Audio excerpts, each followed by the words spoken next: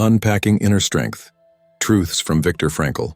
Chapter 1. The question that life asks. There is a question that most people spend their lives trying to answer, and it is the wrong question. They ask what they can expect from life. They ask what happiness life owes them, what comfort it should provide, what meaning it must deliver to their doorstep like a package they have ordered. They wait for life to justify itself to them, to explain why they should bother getting out of bed, to prove that their suffering has not been in vain. But this is the wrong question, and asking it leads only to disappointment, resentment, and despair. The correct question is the opposite. It is not what we expect from life, but what life expects from us. This inversion changes everything. It shifts the weight of existence from passive reception to active response. It transforms the human being from a creature waiting to be satisfied into a creature called upon to answer. Viktor Frankl understood this inversion not as an abstract philosophical principle but as a lived reality. He understood it in circumstances so extreme that most of us can barely imagine them. And yet the truth he discovered there is not limited to extreme circumstances. It applies to every human life, in every moment, under every condition. Life is asking something of you right now. It asked something of you this morning when you woke. It will ask something of you tomorrow. The question is always being posed, whether you notice it or not. Your existence itself is an ongoing response to this question, and the quality of your life depends not on the answers you receive, but on the answers you give. This is a difficult idea for the modern mind. We have been trained to think of ourselves as consumers of experience, as judges evaluating whether reality meets our standards. We rate our days the way we rate restaurants. We feel entitled to a certain baseline of satisfaction, and when life falls short, we register our complaint. We believe that meaning should be obvious, that purpose should be handed to us, that happiness is something we deserve simply for having been born. But meaning is not a gift. It is a task. It is not something that arrives. It is something that is created through the quality of our response to whatever situation we find ourselves in. And this response is always within our power, even when nothing else is. Consider the difference between these two orientations. In the first, you are the center of the universe, and everything that happens is either serving you or failing you.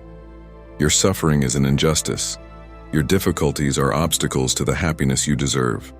Your life is a project of self-satisfaction, and the world is either cooperating or resisting. In the second orientation, you are a participant in something larger than yourself. You are being addressed by existence. Every situation, no matter how painful, contains a question. What is being asked of me here? What response would give this moment meaning? What can I create, endure, or experience that would make my being here worthwhile? The first orientation leads inevitably to frustration because the world will never perfectly serve your needs. The second orientation opens a different possibility. That meaning can be found in any circumstance, that dignity can be maintained under any condition, and that the human spirit contains resources that external circumstances cannot touch. This is not optimism. Optimism says things will get better. This says something different.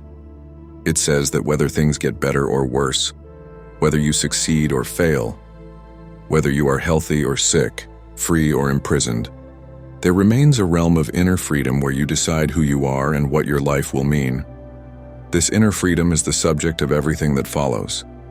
It is the core of Frankl's thought, the heart of his therapeutic approach, and the truth that sustained him through experiences that destroyed many others. It is also the truth most needed by a world that has lost its sense of direction, that has achieved unprecedented comfort, and yet suffers from unprecedented despair. We live in a time of what might be called existential confusion. The old certainties have dissolved. The religious frameworks that once provided ready-made meaning have lost their authority for many.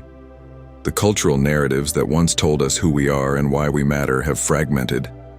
And into this void has rushed a strange mixture of desperate pleasure-seeking and quiet hopelessness. People pursue distraction with the energy of addicts, because they cannot face the emptiness that awaits them in stillness.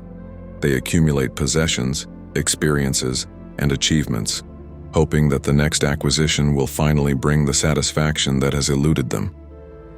They scroll endlessly through digital feeds, not because they enjoy it, but because they fear what they would feel if they stopped.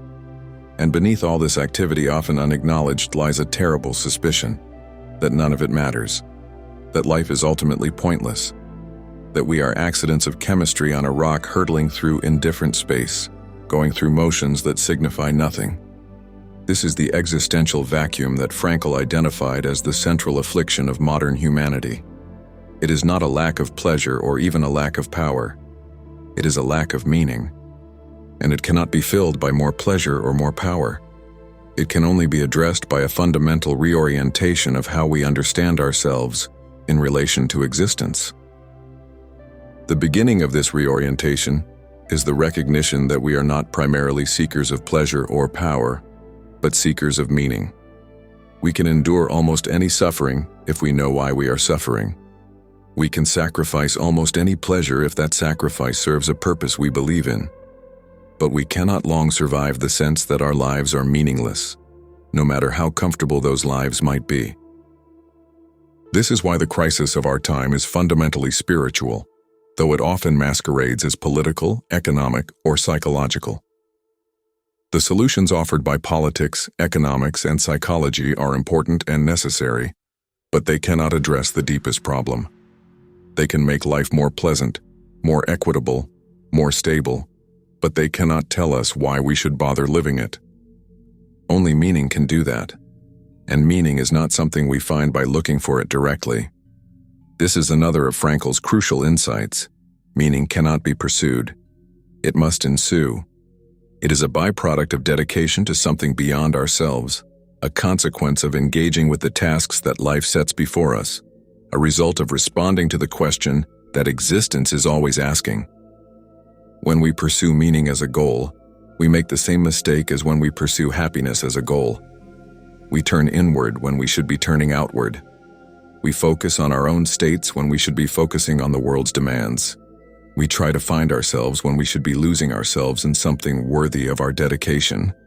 The great secret is that meaning comes to those who are not looking for it, because they are too busy answering the call of the moment. It comes to those who have forgotten themselves in service to something they love. It comes to those who have taken responsibility for something beyond their own comfort. This is why Frankl insisted that the human being is fundamentally self-transcendent. We are not designed to focus on ourselves. We are designed to point beyond ourselves, toward tasks to be completed, toward people to love, toward truths to be discovered. And when we become too focused on ourselves, on our own happiness, our own meaning, our own fulfillment, we actually undermine the very things we seek. The happiest people are rarely those who are trying to be happy. They are those who have found something worth doing and are absorbed in doing it. The most meaningful lives are rarely those of people who set out to have meaningful lives. They are the lives of people who committed themselves to something that mattered and let meaning take care of itself. This is the paradox at the heart of human existence, that we get what we want by not wanting it directly, that we find ourselves by forgetting ourselves, that we achieve fulfillment by focusing on something other than our own fulfillment. And all of this begins with a simple shift in perspective, from asking what we expect from life to asking what life expects from us, from seeing ourselves as the center of meaning to seeing ourselves as its servants, from demanding that existence justify itself to accepting that we are the ones who must provide justification through the quality of our response. This is not a burden. It is, paradoxically, a liberation.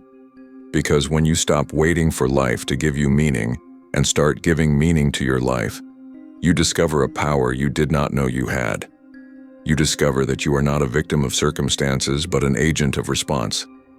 You discover that no matter what happens to you, there remains a space within you that is untouched, a space where you choose who you are and what your suffering will signify. This space is the seat of human dignity. It is the foundation of inner strength, and it is available to every human being, in every situation, at every moment. It cannot be given by external circumstances, and it cannot be taken away by them. It exists at the very core of what it means to be human. The exploration of this space and of the freedom it contains is the work that lies before us. Chapter 2. The last of human freedoms. Between what happens to us and how we respond, there is a space. This space may be invisible from the outside. It may last only a fraction of a second, but it exists, and within it lies the entirety of human freedom. We cannot choose most of what happens to us. We cannot choose our birth, our parents, the time and place of our arrival in the world. We cannot fully choose our temperament, our early experiences, the circumstances that shape us before we are aware of being shaped. And throughout our lives, we are subject to forces beyond our control: illness, accident, loss, the choices of others, the turning of historical events that sweep individuals along like leaves in a flood. But we can choose our response. We can choose the attitude we take toward what happens to us. We can choose who we will be in the face of whatever circumstances we encounter.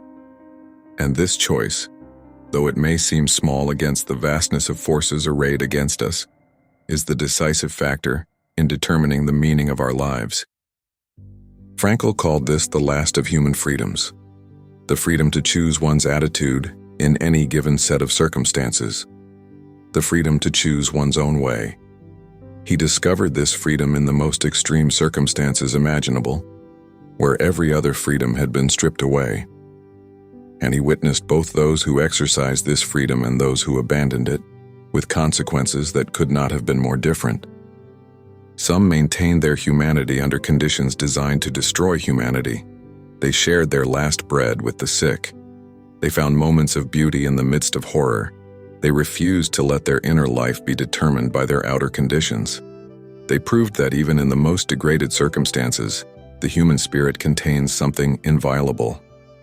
Others facing the same circumstances collapsed not only physically but spiritually.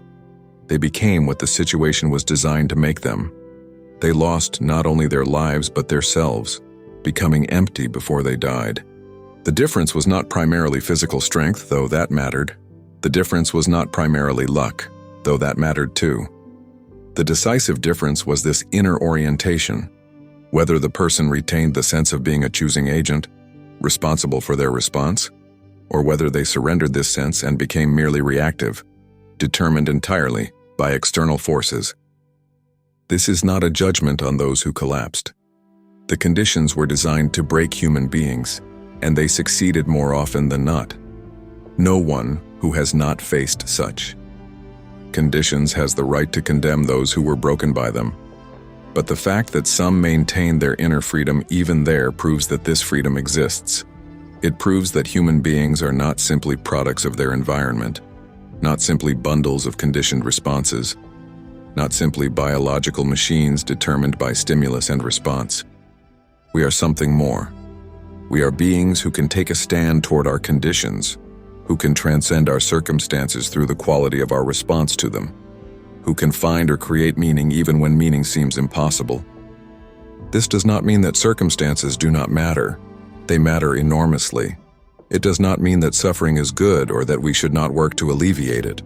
Suffering is terrible, and we should do everything we can to reduce it. But when suffering comes despite our efforts, when circumstances turn against us in ways we cannot prevent, we still have this last freedom. The freedom to choose our attitude, to decide who we will be, to find meaning even in pain. This is the foundation of human dignity. It is what makes us different from objects, which are entirely determined by forces acting upon them. A stone has no choice about how it responds to being thrown. A plant has no choice about how it responds to drought. But a human being, even in chains, retains the capacity to say, I choose to respond this way rather than that way. I choose to be this kind of person rather than that kind. I choose to find this meaning rather than none at all. The modern world has difficulty with this idea.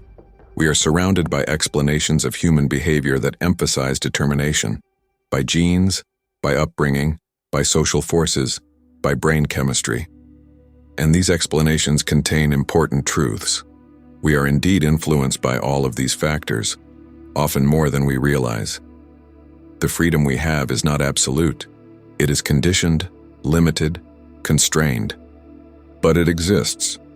Within whatever constraints operate upon us, there is a space of freedom where we decide, and this space, however small, is the space where human meaning is born. Consider two people facing the same illness. Both are suffering. Both are afraid. Both wish things were different. But one responds with bitterness and self-pity, seeing the illness as a cruel injustice, focusing all attention on what has been lost. The other responds with a different quality of attention, asking what can still be done, what can still be given, what meaning can still be created in whatever time remains. The illness is the same, the suffering may be equal, but the meaning is different because the response is different, and the response is a matter of choice, even if it does not feel like one. It is a matter of exercising the freedom that exists in the space between stimulus and response. This freedom is not always recognized because it often does not feel like freedom. When we react with anger, fear, or despair, these responses seem to happen to us rather than to be chosen by us. We feel ourselves overwhelmed by emotion, carried along by reaction, determined by forces we cannot control. But even here there is more freedom than we typically acknowledge. The reaction may arise automatically, but what we do with it is not automatic. We can observe our anger without acting on it. We can feel our fear without being paralyzed by it. We can notice our despair without surrendering to it. And in this noticing, this stepping back from our immediate reactions, we reclaim the space where freedom lives. This is not easy. It requires practice, discipline, and often the cultivation of a certain inner distance from our own states. We must learn to be the witness of our reactions, not merely their vehicle. We must develop the capacity to observe ourselves responding and to choose in that observation how we will continue to respond. But this capacity can be developed. It grows stronger with use, and as it grows, we discover something remarkable, that we are not identical with our reactions, that there is something in us that stands behind them and chooses among them, that we are, in a profound sense, free even when everything seems determined. This freedom is the basis of responsibility. If we were not free, if our responses were entirely determined by forces beyond our control, then responsibility would be meaningless. We could not be held accountable for what we could not help doing. We could not be praised for virtues we had no choice but to display, or blamed for vices we had no power to resist. But we are free, and therefore we are responsible. We are responsible for who we become, for the attitudes we cultivate, for the responses we make. We cannot always control what happens to us, but we can always control what we make of what happens to us. And this making is the work of a lifetime, the fundamental project of human existence. Frankl understood that this freedom, precisely because it implies responsibility, is often fled from rather than embraced. We do not always want to be free, because freedom is demanding. It is easier to be a victim, to blame circumstances, to claim that we had no choice. This relieves us of the burden of response, the weight of having to decide who we will be. But this relief is illusory, because we are always choosing whether we acknowledge it or not. Even the decision to see ourselves as victims is a decision. Even the refusal to take responsibility is a response for which we are responsible. There is no escape from freedom into determination, only the self-deception of pretending we have escaped. The honest confrontation with our freedom is both terrifying and liberating. It is terrifying because it leaves us with no one to blame, no excuse for our failures, no shelter from the weight of our own choosing. But it is liberating because it means we are never truly helpless, never truly without resource, never truly at the mercy of circumstances. Even in the worst situations, we retain the power to choose our attitude. This power may be all we have. It may seem like nothing against the forces arrayed against us, but it is everything, because it is the source of meaning, the ground of dignity, the last of human freedoms that no external force can take away. This is not a promise of happiness. The person who exercises this freedom may still suffer terribly. The person who chooses their attitude may still face unbearable circumstances. But they will face those circumstances as a human being, not as an object. They will suffer as someone who has found or created meaning in suffering, not as someone crushed into meaninglessness. And this difference, though it may not change the external situation at all, changes everything that matters. For in the end, what we fear most is not suffering, but meaningless suffering. We can endure almost anything if we know why. We can bear almost any pain if it serves a purpose. But suffering without meaning is unbearable, because it offers nothing, promises nothing, signifies nothing. It simply destroys. The freedom to choose our attitude is the freedom to prevent this ultimate destruction. It is the freedom to find or create meaning, even in the midst of pain, to transform suffering from pure destruction into something that can be integrated into a meaningful life. It is, in short, the freedom to remain human no matter what. This freedom awaits each of us. It is not something we must earn or achieve. It is given with our nature, present in every moment, available in every situation. But it must be claimed. It must be exercised. It must be developed through the constant practice of taking responsibility for our response to whatever life brings. Those who develop this capacity build within themselves an unshakable foundation. They become capable of enduring what breaks others, not because they are made of different material, but because they have learned to stand in a different relationship to their material. They have learned that they are not their circumstances, not their reactions, not their suffering, but the one who chooses how to respond to all of these. This is the heart of inner strength, not the absence of difficulty, but the presence of meaning, not the avoidance of suffering, but the transformation of suffering, not control over circumstances, but sovereignty over response.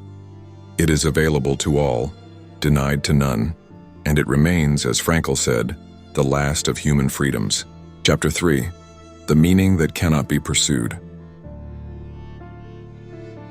There is a peculiar quality to the things we most deeply want. They tend to elude us when we pursue them directly. Happiness chased becomes anxiety. Sleep sought becomes insomnia. Creativity demanded becomes blockage. And meaning, the deepest want of all, pursued as a goal, becomes the very emptiness from which we flee. This is the paradox that Frankl placed at the center of his understanding of human nature. Meaning cannot be pursued. It must ensue. It is the byproduct of dedication to something beyond ourselves, the consequence of engagement with tasks that call for our response, the gift that comes to those who have forgotten to look for it because they are too absorbed in something worthy of their attention. When we make meaning itself the object of our search, we turn inward at the very moment when we should be turning outward. We focus on our own states when we should be focusing on the world's demands. We become spectators of our own experience, watching to see if meaning has arrived, and this very watching prevents the arrival of what we seek. This is not to say that the desire for meaning is wrong. The desire for meaning is the deepest and most essential human motivation. It is what distinguishes us from creatures that merely survive and reproduce. It is what drives us to create, to explore, to sacrifice, to love. Without this desire, we would be hollow, going through the motions of existence without any sense that the motions mattered. But the desire must be fulfilled indirectly. It must be satisfied not by pursuing meaning itself, but by pursuing the things through which meaning comes.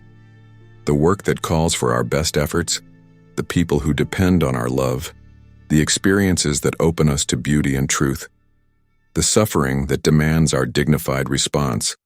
When we give ourselves to these things, meaning takes care of itself. It arises naturally, without our having to look for it, as a consequence of our dedication. We look up from our work and realize we are fulfilled. We step back from our service and discover we are satisfied. We emerge from our suffering and find that it has made us deeper, not just smaller. But when we try to manufacture meaning directly, when we treat it as a product to be obtained rather than a byproduct of a certain way of living, we find only frustration. The meaning we grasp at slips through our fingers. The more desperately we seek it, the more elusive it becomes. We end up chasing shadows, exhausting ourselves in pursuit of something that can only come to those who have stopped chasing. This is why the question, "What is the meaning of life?" is ultimately the wrong question. It suggests that meaning is something general, something that can be stated in universal terms. something that applies the same way to everyone. But meaning is always specific. It is not the meaning of life in the abstract, but the meaning of this life, this moment, this situation. It is not a philosophical answer, but a personal response. The better question is not, what is the meaning of life, but what is life asking of me right now? This question turns our attention outward, toward the demands of the situation, toward the tasks that await our response, toward the concrete, rather than the abstract. And in responding to these concrete demands, we find the meaning we could never find by seeking it directly. Consider the person who wakes in the morning and asks, "What will make today meaningful?" This is already a step in the wrong direction, because it makes meaning the goal rather than the consequence. Compare this with the person who wakes and asks, "What needs to be done today? Who depends on me? What work awaits my effort?" This person will likely find more meaning, precisely because they are not looking for it. This is not a rejection of reflection. Reflection has its place, and there are times when stepping back from immediate demands to consider the larger pattern of one's life is both necessary and valuable. But even this reflection should not be primarily about finding meaning. It should be about understanding what life is asking, about clarifying the demands that have become obscured, about reconnecting with the purposes that give direction to our efforts. The pursuit of meaning as a goal is closely related to a more general problem of our time: the excessive focus on subjective states. We have become a culture obsessed with how we feel rather than what we do, with our inner experiences rather than our outer commitments. We monitor our happiness levels, track our well-being metrics, analyze our emotional states with the precision of scientists examining specimens under a microscope. And all of this monitoring, ironically, tends to undermine the very states we seek. Happiness monitored becomes self-conscious and fragile. Well-being tracked becomes another source of anxiety. Meaning pursued becomes another item on the endless list of things we must achieve. There is wisdom in the old ways that did not focus on subjective states at all. Traditional cultures often had no word for happiness in the modern sense. They spoke of duty, of honor, of fitting into one's proper place in the order of things. And while these traditional frameworks had their own problems, they avoided the peculiar trap of modern self-focus, the trap of trying to achieve by direct effort what can only come as a gift. Frankl's insight was that the human being is fundamentally self-transcendent. We are not designed to focus on ourselves. We are designed to point beyond ourselves, toward the world and its demands, toward others and their needs, toward meanings that lie outside the boundary of our skin. When we try to live turned inward, we violate our own nature.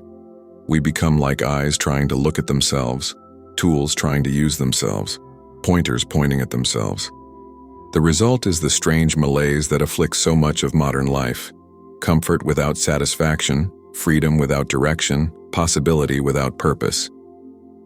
We have achieved unprecedented control over our external circumstances and unprecedented confusion about our inner orientation. We can do almost anything, and we do not know why we should do anything. This is not a problem that can be solved by more self-analysis. The analysis itself is often part of the problem, another form of turning inward when we should be turning outward. The solution, if there is one, lies in the opposite direction, in losing ourselves in something worthy, in forgetting about our own states in absorption with something that matters. This does not mean we should ignore our inner life altogether. The inner life is real and important, and there are times when attending to it is essential. But the attending should be in service of the outer engagement, not an end in itself. We examine ourselves so that we can give ourselves more fully, not so that we can manage our experiences more effectively. The meaning that comes from self-transcendence is different in quality from any meaning we might try to generate directly. It has a givenness about it, a sense of being discovered rather than invented. We do not feel that we have manufactured it through our efforts. We feel that it has found us, that we have stumbled upon it, that it was there all along waiting for us to notice. This quality of givenness is important because it connects meaning to something larger than ourselves. When we manufacture meaning, we are alone with our creation, and we know in some corner of our awareness that we have simply made it up. But when meaning finds us in the course of our dedication to something worthy, we feel ourselves connected to a larger order, participants in something that would exist whether we were here or not. This is not necessarily a religious experience, though for some it is. It is simply the experience of connecting with something real, something that makes demands on us, something that is not just our own projection onto an indifferent void. It is the experience of mattering, not because we have decided to matter, but because we have answered a call that was genuinely there to be answered. This experience is available to anyone who gives themselves to something beyond their own comfort and satisfaction. It is available in work that serves a genuine need. It is available in love that truly serves the beloved rather than using them for one's own emotional satisfaction. It is available in suffering that is endured with dignity rather than merely resented. It is available, in short, to anyone who turns outward instead of inward, who responds to demands instead of manufacturing them. The paradox, then, is that we get what we most want by not wanting it directly.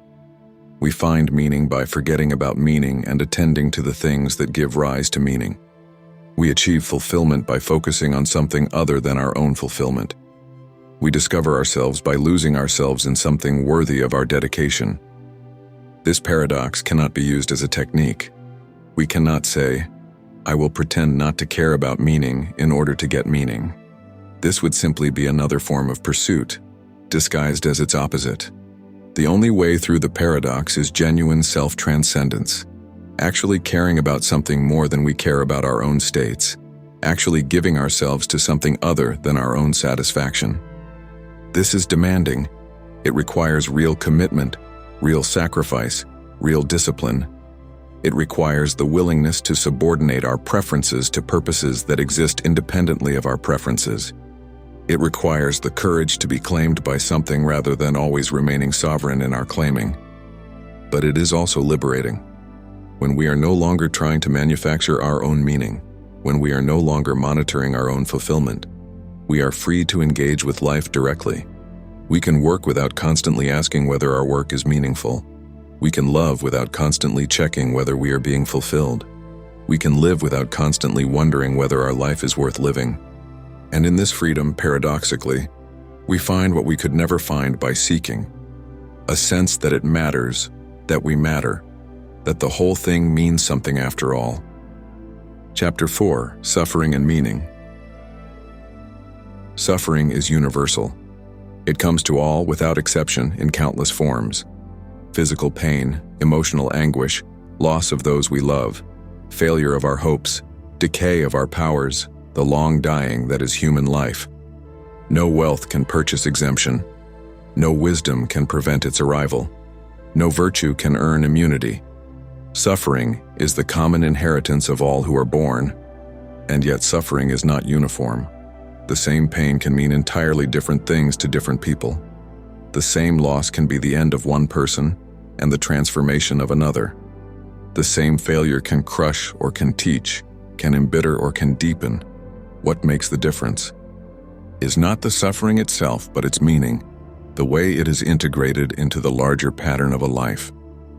Frankl understood this with a clarity born of direct experience. He watched people endure the same conditions with radically different outcomes. He saw that those who found meaning in their suffering were able to bear what destroyed others, not because they suffered less, but because their suffering was for something, pointed toward something, signified something beyond itself. This is not to say that suffering is good. Suffering is terrible, and the impulse to reduce it, to prevent it, to alleviate it wherever possible, is one of the noblest human impulses. We should never glorify suffering or seek it out. We should never tell someone in pain that their pain is good for them. We should never use the possibility of finding meaning in suffering as an excuse for failing to address suffering's causes. But when suffering comes despite our efforts to prevent it, when pain arrives that cannot be avoided, when loss strikes that cannot be reversed, then the question of meaning becomes the only question that matters. Then the difference between meaningful suffering and meaningless suffering becomes the difference between survival and destruction. Meaningless suffering is unbearable. It offers nothing, teaches nothing, points toward nothing. It is pure destruction, waste without remainder, pain that simply damages and then is gone. Those who suffer meaninglessly do not grow from their suffering. They only shrink. They do not become deeper. They become smaller. They emerge from their suffering, if they emerge at all, diminished rather than transformed. But suffering that has meaning is different. It still hurts. It still damages. It still takes away what cannot be restored. But it also gives something, even as it takes. It deepens as it wounds. It teaches as it strikes. It initiates into knowledge that can be gained in no other way. Those who find meaning in their suffering often speak of it, later, with a strange gratitude. Not gratitude for the suffering itself, but gratitude for what came through it, for who they became because of it, for the understanding that emerged from it. They would not choose to suffer again. They would not wish their suffering on anyone. But they recognized that the suffering was not only destruction, it was also creation, the painful birth of something that could not have come into existence otherwise. How is meaning found in suffering? Frankl identified several paths, several ways in which the most painful experiences can be integrated into a meaningful life. The first is suffering for something or someone. When we suffer in the service of a purpose we believe in, when our pain is part of a larger project that we value, the suffering takes on the character of the purpose. Soldiers endure terrible things for their country. Parents sacrifice for their children. Workers accept hardship for the sake of what they are building. In all these cases, the suffering is not just suffering. It is contribution, participation, part of an effort that transcends the individual. This does not eliminate the pain. The soldier still bleeds. The parent is still exhausted. The worker's hands still ache. But the pain means something. It is not just happening. It is happening for a reason. And this reason, this connection to something larger, transforms the experience even while leaving its physical reality unchanged. The second path is suffering as testimony. Even when we cannot change our circumstances, even when we cannot prevent our pain, we can choose how we will bear it. We can bear it in ways that testify to what is possible for a human being, in ways that inspire others, in ways that prove that the human spirit contains something that circumstances cannot touch. This was the path many took in the most extreme situations. Knowing they could not escape, knowing that their suffering would end only in death, they chose to suffer in ways that maintained their dignity, that demonstrated their values, that left behind an example for others to remember. Their suffering became a message, a witness, a proof of something important about human nature. The third path is suffering as transformation. Some suffering opens us, deepens us, breaks down walls we did not know we had. It connects us to others who have suffered. It teaches us compassion we could not have learned otherwise. It initiates us into dimensions of experience that the fortunate never enter. This does not happen automatically. Suffering can just as easily close us, harden us, make us bitter and small. Whether suffering transforms or just destroys depends on how we receive it, what we do with it, whether we integrate it into an ongoing project of growth or simply let it happen to us passively. The fourth path, perhaps the deepest, is suffering as existential achievement. Frankl spoke of this in terms of what he called the attitudinal values, the meanings that can be realized not through doing or experiencing but through the attitude we take toward unavoidable suffering. When every other possibility has been closed off, when we can neither change our circumstances nor escape them, we can still achieve something through the quality of our bearing, the dignity of our endurance, the humanity of our response. This is the last resort of meaning, but it is also the most powerful. It proves that meaning cannot be taken away, that even in the worst circumstances something significant can be accomplished, that the human being is never reduced to a mere object of forces beyond their control. These paths are not separate. They often overlap and interweave. The person who suffers for something may also be transformed by their suffering. The person whose suffering is testimony may also find it deepening their capacity for compassion. The meaning of suffering is usually multiple, discovered gradually, revealing new dimensions over time. What remains constant is the essential insight that suffering without meaning is unbearable, but suffering with meaning, while still painful, can be endured and even integrated into a life that continues to affirm itself. This insight has practical implications for how we respond to suffering, both our own and that of others. When we suffer, we should not simply try to escape or deny or distract ourselves from our pain. We should ask what the suffering means, what it is for, what it can teach, how it can be transformed. We should look for the purpose, the testimony, the transformation, the attitudinal achievement. We should refuse the option of meaningless suffering, not by pretending the suffering is not real, but by insisting that it will not be wasted. When others suffer, we should not simply try to fix them, or cheer them up, or minimize their pain. We should help them find meaning, help them connect their suffering to purposes larger than themselves, help them see their endurance as testimony, help them recognize their transformation, help them achieve the dignity of responding well to what cannot be changed. This is different from the false comfort that tells people their suffering is good for them, or that everything happens for a reason.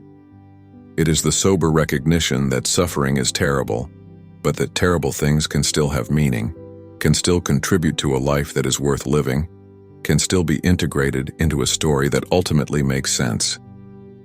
The ability to find meaning in suffering is not a given. It must be cultivated. It requires practice, reflection, and often help from others who have walked the same path. It requires a certain orientation toward life, a willingness to look for meaning rather than simply to endure meaninglessness. But this ability can be developed, it can be strengthened, and it is one of the most important capacities a human being can possess, because suffering will come. It will come to all of us. The only question is whether we will have the resources to meet it with meaning, or whether we will be destroyed by its meaninglessness. Those who develop these resources do not suffer less. They are not protected from pain, but they are protected from something worse than pain. The sense that their suffering signifies nothing, counts for nothing, adds to nothing. They are protected from the ultimate despair, which is not that things are hard, but that hardness has no point. And in this protection they find something unexpected, a kind of strength that does not come from avoiding difficulty, but from passing through difficulty with meaning intact. They find that they can bear what they thought they could not bear. They find that they are more than they knew they were. They find, in short, the inner strength that is the deepest human resource. Chapter 5. The Danger of the Existential Vacuum. There is a particular kind of suffering that is different from physical pain, from grief, from failure, from any of the ordinary difficulties of life. It is the suffering of emptiness, the ache of meaninglessness, the vague but persistent sense that nothing matters. This is what Frankl called the existential vacuum, and he believed it to be the defining affliction of the modern age. The existential vacuum is not depression in the clinical sense, though it can lead to depression. It is not merely sadness or disappointment, though it is colored by these. It is a more fundamental condition, the absence of meaning, the lack of any compelling reason to get up in the morning, the feeling that the whole enterprise of living is pointless. People experiencing the existential vacuum may be outwardly successful. They may have achieved everything they set out to achieve. They may have money, status, health, relationships, but they feel empty. They feel as though they are going through the motions of a life that does not really engage them. They feel as though something essential is missing, though they cannot say exactly what. This is not a rare condition. Frankl believed it was the primary spiritual problem of our time, more widespread than any clinical disorder, more fundamental than any social issue. He saw it in his patients, in his students, in the culture at large. He saw people seeking relief from the vacuum in ways that only deepened it, in the pursuit of pleasure, in the pursuit of power, in the frantic accumulation of experiences and possessions that never quite fill the hole. The existential vacuum has many causes, but several are particularly important for understanding our current situation. The first is the collapse of traditional sources of meaning. For most of human history, people did not have to create their own meaning. It was given to them by their culture, their religion, their role in the social order. A peasant knew why they existed: to work the land, to raise a family, to serve their lord, to honor their god. This meaning might have been constrained and limiting, but it was meaning nonetheless, and it protected against the vacuum. Modernity has dismantled these traditional structures without providing replacements. Religious authority has declined. Social roles have become fluid. Cultural narratives have fragmented. The individual is now free in a way that previous generations could not have imagined. But this freedom brings with it the burden of creating meaning from scratch, without guidance, without support, without any guarantee of success. The second cause is the rise of what might be called the technical worldview, the tendency to see everything, including human life, as a matter of mechanism rather than meaning. Science has given us unprecedented power to understand and manipulate the physical world, but it has done so by abstracting from questions of purpose and value. The world as science describes it is a world of causes and effects, not a world of meanings and purposes. This worldview has leaked out of the laboratory into ordinary life. People have come to see themselves as biological machines, as bundles of neurons firing, as complicated but ultimately meaningless arrangements of matter.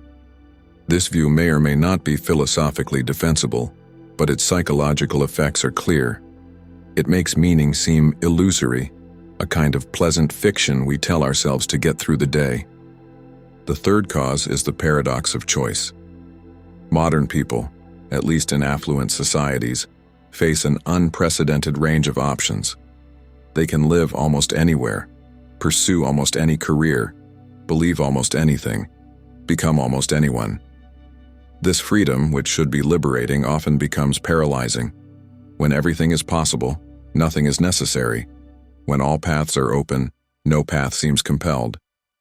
The result is a kind of paralysis of meaning, an inability to commit to anything because something better might always be around the corner. The fourth cause is the confusion of pleasure with meaning. Our culture offers endless opportunities for pleasure, distraction, and entertainment. We can fill every moment with stimulation, every gap with activity, every silence with noise. And we often interpret this filling as satisfaction, as if the absence of boredom were the presence of meaning.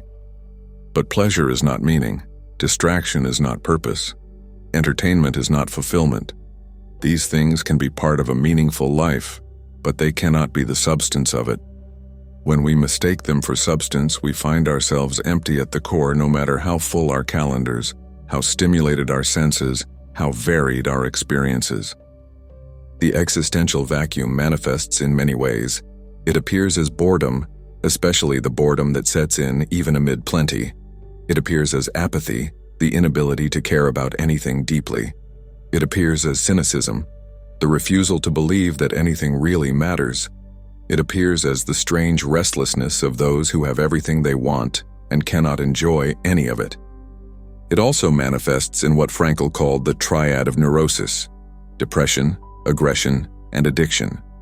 When meaning is absent, people often become depressed, sinking into the passive despair of those who see no point in effort. Or they become aggressive, lashing out at a world that has failed to provide what they need. Or they become addicted, trying to fill the void with substances or behaviors that provide temporary relief, but deepen the emptiness in the long run. These manifestations are symptoms, not the disease. Treating them directly, without addressing the underlying vacuum, is like treating a fever without addressing the infection. The symptoms may recede temporarily, but they will return because their cause remains unaddressed. The treatment for the existential vacuum is not more pleasure, more distraction, more stimulation. These are precisely what created the vacuum in the first place. The treatment is meaning, the discovery or creation of purposes that justify existence, that give reasons for effort, that connect the individual to something larger than themselves. But how is meaning to be found in a world where the traditional sources have dissolved, where the technical worldview dominates, where choice has become paralyzing and pleasure has been confused with purpose. Frankl's answer was that meaning is not something we find ready-made. It is something we create through our response to the situations we encounter. It is not given by culture or religion or social role, though these can help.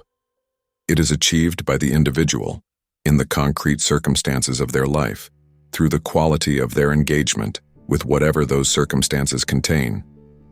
This means that meaning is available to everyone, in every situation, regardless of whether traditional structures of meaning remain intact. It does not depend on believing any particular religion or belonging to any particular culture. It depends only on taking responsibility for one's own existence, on responding to the demands of life, rather than waiting for life to satisfy one's demands. This does not make finding meaning easy. It is difficult, especially in a culture that provides little support for the effort. But it makes finding meaning possible, which is what matters. It means that no one is condemned to the existential vacuum by external circumstances, that the vacuum is always a challenge to be met rather than a fate to be accepted. The first step in meeting this challenge is recognizing the vacuum for what it is. Many people experience meaninglessness without understanding what they are experiencing. They know something is wrong, but they cannot name it. They try remedy after remedy, none of which works, because none addresses the actual problem. Naming the problem is the beginning of solving it. When we recognize that what we lack is meaning, not pleasure or power or stimulation, we can begin to look in the right places. We can stop expecting satisfaction from sources that cannot provide it. We can start asking the questions that actually matter. What is life asking of me? What purposes am I called to serve? What would make this existence worthwhile? The second step is turning outward. The vacuum is sustained by excessive self-focus. When we are constantly monitoring our own states, constantly checking whether we are happy or fulfilled or satisfied, we prevent the very thing we seek.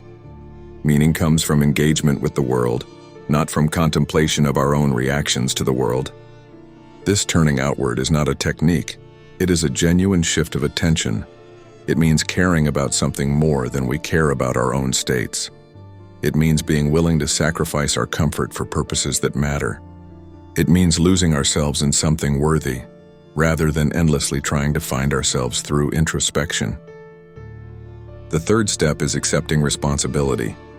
The vacuum is often accompanied by a sense of helplessness, a feeling that meaning is something that should be given to us, rather than something we must create. This feeling must be overcome. We are responsible for our own meaning. No one can give it to us. No external authority can tell us what our lives are for. We must decide. We must commit. We must answer the question that life is always asking. This responsibility is heavy, but it is also liberating. It means that we are not at the mercy of circumstances. It means that meaninglessness is not a fate, but a failure of response. It means that at any moment we can begin again, can commit ourselves anew, can find or create the purpose that has been lacking. The existential vacuum is real and widespread. It is perhaps the central spiritual challenge of our time. But it is not invincible. It can be faced, and it can be overcome, by those who are willing to take responsibility for their own meaning and to turn outward toward the demands that life is always making. Chapter 6. Responsibility as the Foundation. Freedom is the first truth about human existence, but responsibility is its immediate corollary. We are free to choose our response to any situation, and therefore, we are responsible for our response. We cannot escape this responsibility by denying our freedom, because the denial itself is a choice for which we are responsible.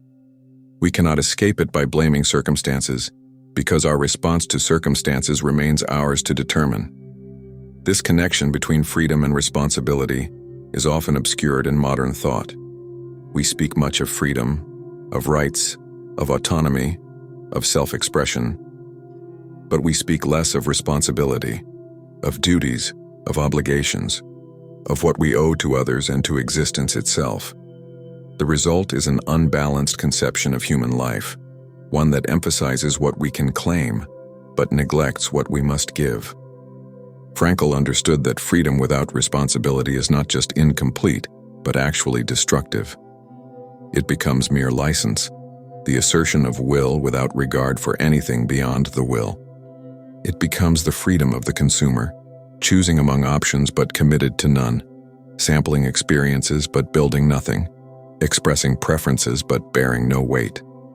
But freedom properly understood is always freedom for, not just freedom from. It is freedom for something, toward something, in service of something. It is the freedom to take up responsibilities, to commit to purposes, to bind oneself to projects that will make demands. Without this binding, freedom becomes empty, a capacity without content, a form without substance. The human being who accepts no responsibilities is not more free, but less free. They are free in the superficial sense of having no obligations, but they are unfree in the deeper sense of having no meaning. Their life lacks the weight that comes from commitment, the direction that comes from purpose, the satisfaction that comes from duties fulfilled. This is why Frankl suggested that the Statue of Liberty on the East Coast should be complemented by a statue of responsibility on the West Coast. The two together would represent the full picture of human existence. Freedom as the power to choose, responsibility as the content of that choosing. Responsibility in Frankl's sense is not primarily about following rules or meeting external expectations. It is about answering the question that life itself poses. At every moment, in every situation, we are being asked something. The question may be explicit or implicit, obvious or subtle, but it is always there. And our responsibility is to answer, to respond, to take a stand. This conception of responsibility is fundamentally different from the moralistic notion of doing what one ought. It is not about compliance with an external code. It is about engagement with a living situation. It is not about following orders, but about answering a call. It is creative, active, personal, each person's responsibility being uniquely theirs and irreducible to general principles. Consider how this works in practice. A person faces a difficult situation, perhaps a choice between competing goods, perhaps an unavoidable suffering, perhaps an opportunity that demands decision. The question posed by this situation is not, "What does the rule say?" but, "What is being asked of me here, now, given who I am and what I can do?" The answer cannot be derived from any general principle. It must be discovered in the concrete particularity of the moment. This does not mean that principles are irrelevant. Principles can guide, can clarify, can rule out certain responses as unworthy, but they cannot substitute for the personal act of response, for the individuals taking upon themselves the weight of their choice. In the end, it is always I who must decide, I who must act, I who must bear the consequences. No principle can do this for me. This kind of responsibility is demanding. It does not allow us to hide behind rules or authorities. It does not allow us to say, "I was only following orders," or "I did what everyone does," or "I had no choice." It insists that we always have a choice, that the choice is always ours, and that we will be held accountable for it, if not by others, then by ourselves. If not in this life, then in the judgment we pass on our own existence. But this responsibility is also ennobling. It treats us as adults, as genuine agents, as beings worthy of being held to account. It refuses to reduce us to objects determined by forces beyond our control. It insists on our dignity, on our capacity for self-determination, on our status as subjects rather than mere objects of history. Those who embrace this responsibility discover a kind of strength they did not know they had. They discover that they can bear the weight of their choices, that they can live with the consequences of their decisions, that they can be the author of their own lives rather than merely the passive recipient of circumstances. They discover what it means to be truly adult, truly autonomous, truly human. This does not mean they never make mistakes. Everyone makes mistakes, but those who take responsibility for their mistakes can learn from them, can integrate them into their ongoing project of self-creation, can use them as stepping stones rather than stumbling blocks.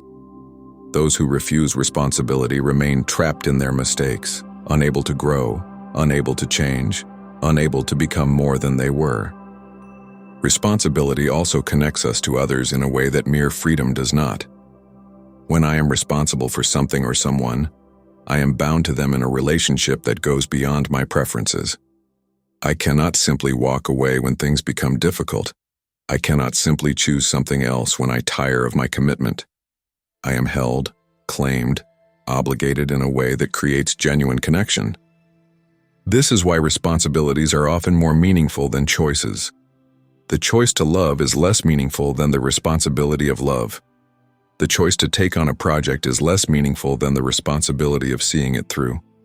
The choice to have children is less meaningful than the lifetime of responsibility that follows. It is in the bearing of responsibility that depth of meaning is found. Of course, responsibilities can be burdensome. They can be overwhelming. They can sometimes be oppressive, especially when imposed without consent or carried without support. The point is not that all responsibilities are good, or that more responsibility is always better. The point is that a life without responsibility is a life without meaning, and that the acceptance of appropriate responsibilities is essential to human flourishing. What are the responsibilities that give meaning to human life? Frankl identified 3 domains in which meaning can be found, and each implies a corresponding domain of responsibility. The first is the domain of creative values, meaning found through what we give to the world. Here, our responsibility is to our work, to our projects, to the things we are trying to bring into being. We are responsible for doing our work well, for giving our best effort, for creating something worthy of creation. The second is the domain of experiential values, meaning found through what we receive from the world. Here, our responsibility is perhaps more subtle. It is the responsibility to be open, to be receptive, to allow ourselves to be moved by beauty, by truth, by love. We are responsible for not closing ourselves off, for not becoming so armored that nothing can reach us, for maintaining the vulnerability that makes experience possible. The third is the domain of attitudinal values, meaning found through how we face unavoidable suffering. Here, our responsibility is to suffer with dignity, to maintain our humanity in circumstances that attack humanity, to respond to the worst with something other than the worst. We are responsible for our attitude, for the stand we take, for who we choose to be, even when we cannot choose what happens to us. These domains of responsibility overlap and interweave.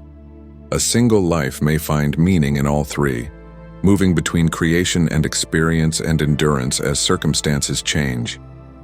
And in all 3, the fundamental structure is the same. Life poses a question, and we are responsible for our answer. This conception of responsibility has implications for how we think about guilt and conscience. Guilt, properly understood, is the awareness of having failed to meet a responsibility. It is the recognition that we could have responded better, that we fell short of what the situation demanded, that we did not answer as we should have answered.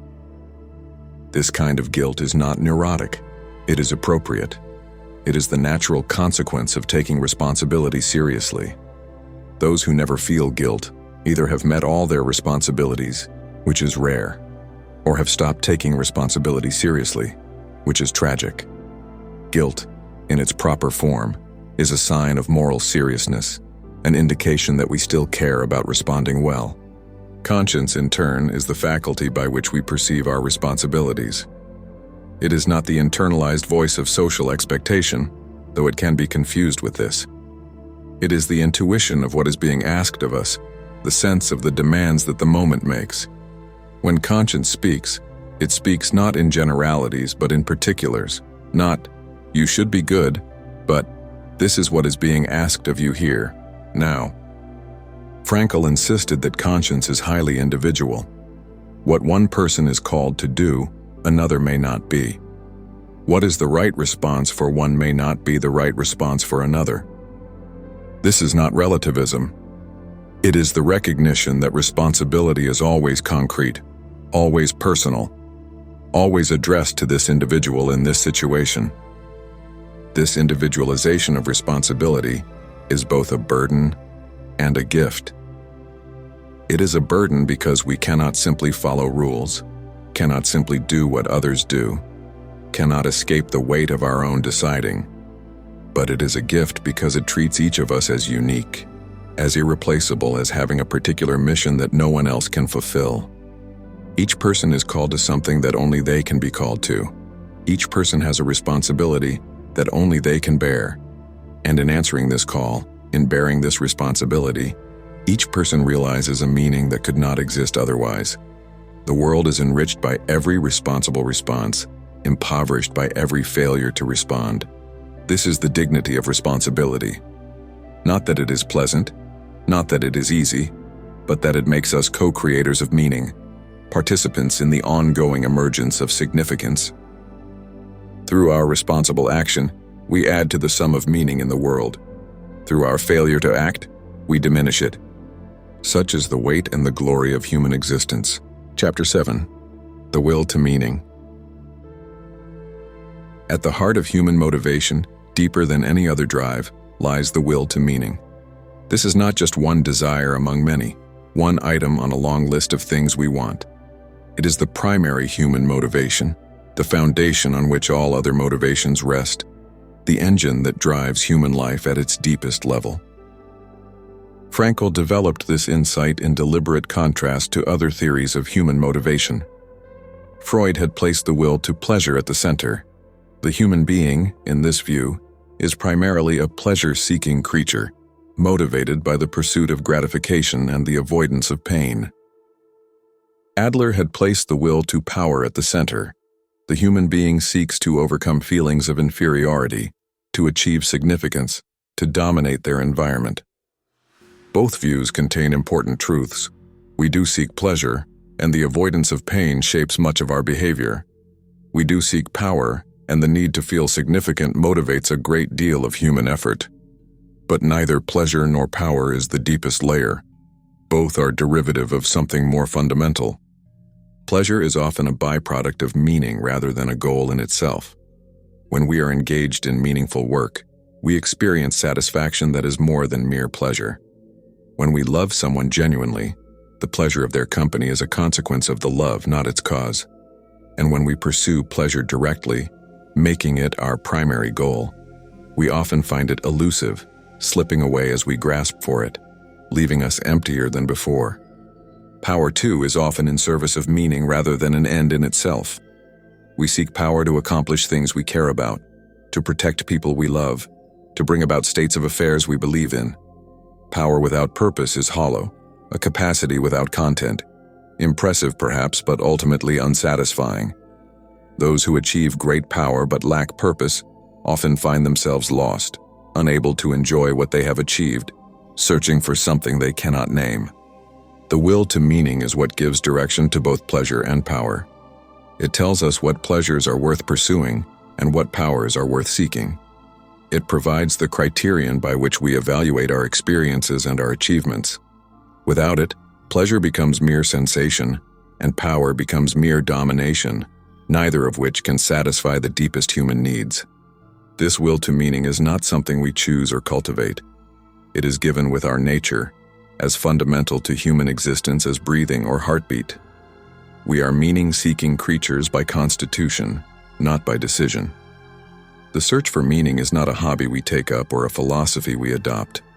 It is the basic orientation of human consciousness, the way we are built. But while the will to meaning is universal, the meanings that fulfill it are individual. There is no general answer to the question of meaning that applies the same way to everyone. Each person must find their own meaning in their own situation, through their own response to the demands that life makes upon them. This does not imply that meaning is merely subjective, a matter of personal preference or arbitrary choice. The meanings that fulfill the will to meaning are not invented but discovered.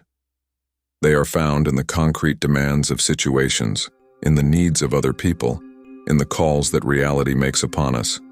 They are real, not just because we say so, but because they are there, waiting to be recognized and answered. The relationship between the universal will to meaning and the individual meanings that fulfill it is like the relationship between hunger and food. Hunger is universal, everyone experiences it. But the foods that satisfy hunger are particular. What I eat for dinner is mine, not yours, shaped by my situation, my resources, my culture, my preferences. And just as food is real, not just a matter of opinion, so the meanings that fulfill the will to meaning are real, not just a matter of personal choice. This understanding has important implications for how we think about the search for meaning. First, it implies that the search is not optional. We cannot choose to stop seeking meaning any more than we can choose to stop seeking food.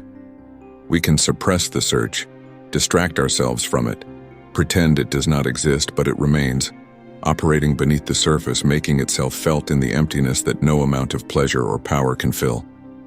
Second, it implies that the failure to find meaning is a genuine affliction, not just a philosophical problem. The existential vacuum is a real condition, a genuine suffering, as painful in its way as physical hunger. Those who experience it are not being dramatic or self-indulgent. They are experiencing the frustration of a fundamental human need. Third, it implies that meaning is something we can help each other find. Just as those who have food can share it with those who are hungry, those who have found meaning can help guide others who are searching. Not by telling them what their meaning should be, but by helping them discover the demands that life is making upon them, by supporting them in their response, by believing in their capacity to find what they seek. Fourth, it implies that meaning is inexhaustible. There is always more meaning to be found, always new demands to be answered, always further depths to be discovered. A meaningful life is not a finished product but an ongoing project. We do not arrive at meaning and then stop. We continue to respond, to create, to discover as long as we live. The will to meaning operates in several ways through several channels. Frankl spoke of these as the pathways to meaning, the avenues through which the fundamental drive is fulfilled. The first pathway is through creative activity. When we bring something into existence that did not exist before, when we contribute something to the world, when we work at a task that seems worth doing, we experience meaning. This is why work, when it is good work, is so central to human flourishing. It is not just a means to income or status. It is a means to meaning. The second pathway is through experience. When we encounter something beautiful, true, or good, when we love another person, when we allow ourselves to be moved by what is worthy of our attention, we experience meaning. This is why art, nature, and love are so important to human life. They are not just pleasant additions to existence. They are sources of meaning. The third pathway is through suffering. When we face unavoidable suffering with dignity, when we refuse to let circumstances determine our spirit, when we maintain our humanity under conditions that attack humanity, we achieve meaning of the highest kind.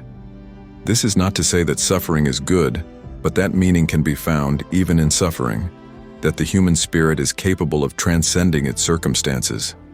These pathways are not separate and exclusive. A single life may find meaning through all three, moving between them as circumstances change. The creative worker may also experience profound beauty. The lover may also produce important work.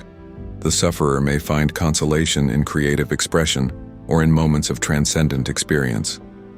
What matters is not which pathway one follows, but that the will to meaning is fulfilled.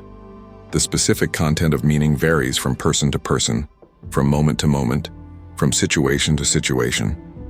But the fundamental drive remains constant, the engine that powers human existence, the force that makes life worth living. This drive cannot be manipulated or manufactured. We cannot create the will to meaning. It is already there. We cannot generate meaning by willing it directly. Meaning must be found or discovered. What we can do is remove obstacles, clear the path, create conditions that make discovery possible. This is the proper role of therapy when it addresses meaning issues. Not to tell people what their meaning should be, but to help them discover what it is. Not to provide meaning, but to restore the capacity to find it. Not to answer the question, but to help people hear the question that life is asking. The therapist who understands this will not impose interpretations or prescribe solutions. They will instead help the patient reconnect with their own will to meaning, help them see the demands that their situation is making, help them find the courage to respond. The goal is not to make the patient dependent on the therapist's wisdom, but to activate the patient's own capacity for meaning-making. This approach has implications far beyond therapy. It suggests a general orientation toward helping others, not to solve their problems for them, but to support them in solving their own problems. Not to give them meaning, but to help them find it. Not to answer their questions, but to help them hear the questions that life is asking. The will to meaning is the great resource of human nature. It is what makes us more than pleasure-seeking animals or power-seeking machines. It is what connects us to something larger than ourselves, what gives depth to our experience, what makes suffering bearable and joy profound. When this will is thwarted, when meaning is blocked, humans suffer in ways that go beyond ordinary unhappiness. But when this will is fulfilled, when meaning is found, humans experience a satisfaction that goes beyond ordinary pleasure. They experience the sense that their life matters, that their existence counts for something, that being here is worthwhile. This is the promise that meaning holds, not happiness in the shallow sense, not pleasure in the simple sense, but the deep satisfaction of a life that answers the question it has been asked. This satisfaction does not exempt one from suffering. It does not guarantee success or comfort, but it provides something more important, the sense that whatever happens, the life has been lived well, the questions have been answered, the responsibility has been borne. Chapter 8, Logotherapy and the Healing of Despair. When the will to meaning is thwarted, when the search for significance is frustrated, human beings suffer in distinctive ways. They may become depressed, not because of specific losses, but because of a general sense that nothing matters. They may become anxious, not about particular threats, but about the emptiness of existence itself. They may develop symptoms that seem to have no medical cause, physical expressions of spiritual distress.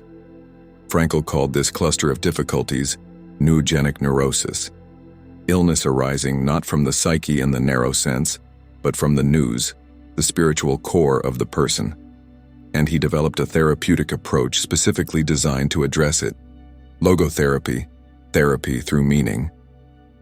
Logotherapy does not replace other forms of psychological treatment. Biological treatments, psychoanalytic approaches, behavioral methods all have their proper domains. When depression has biochemical roots, medication may be appropriate. When symptoms arise from repressed conflicts, analysis may be helpful. When maladaptive behaviors need to change, behavioral techniques may be effective. But when the core problem is a lack of meaning, when the fundamental distress is existential rather than psychological in the narrow sense, a different approach is needed. This is where logotherapy operates, not as a replacement for other methods but as an addition to them, addressing a dimension that other approaches may neglect. The fundamental principle of logotherapy is that meaning is available in every situation and that the person can be helped to discover it. No matter how desperate the circumstances, no matter how overwhelming the suffering, there remains the possibility of taking a meaningful attitude, of responding in a way that has significance. The task of the logotherapist is to help the person see this possibility and to support them in realizing it. This does not mean telling the person what their meaning should be. The logotherapist is not a meaning giver, but a meaning midwife, helping to bring forth what is already potential within the person. The meaning must be discovered by the person themselves. It cannot be imposed from outside. What the therapist provides is not answers but questions, not solutions but challenges, not content but the framework within which content can be found. One of the distinctive techniques of logotherapy is what Frankl called de-reflection, helping the person to stop focusing on themselves and their symptoms and to turn their attention outward, toward the world and its demands. This is based on the insight that excessive self-focus often perpetuates problems. The more we monitor our own states, the more distorted those states become. The more we try to control our experiences, the more out of control they feel.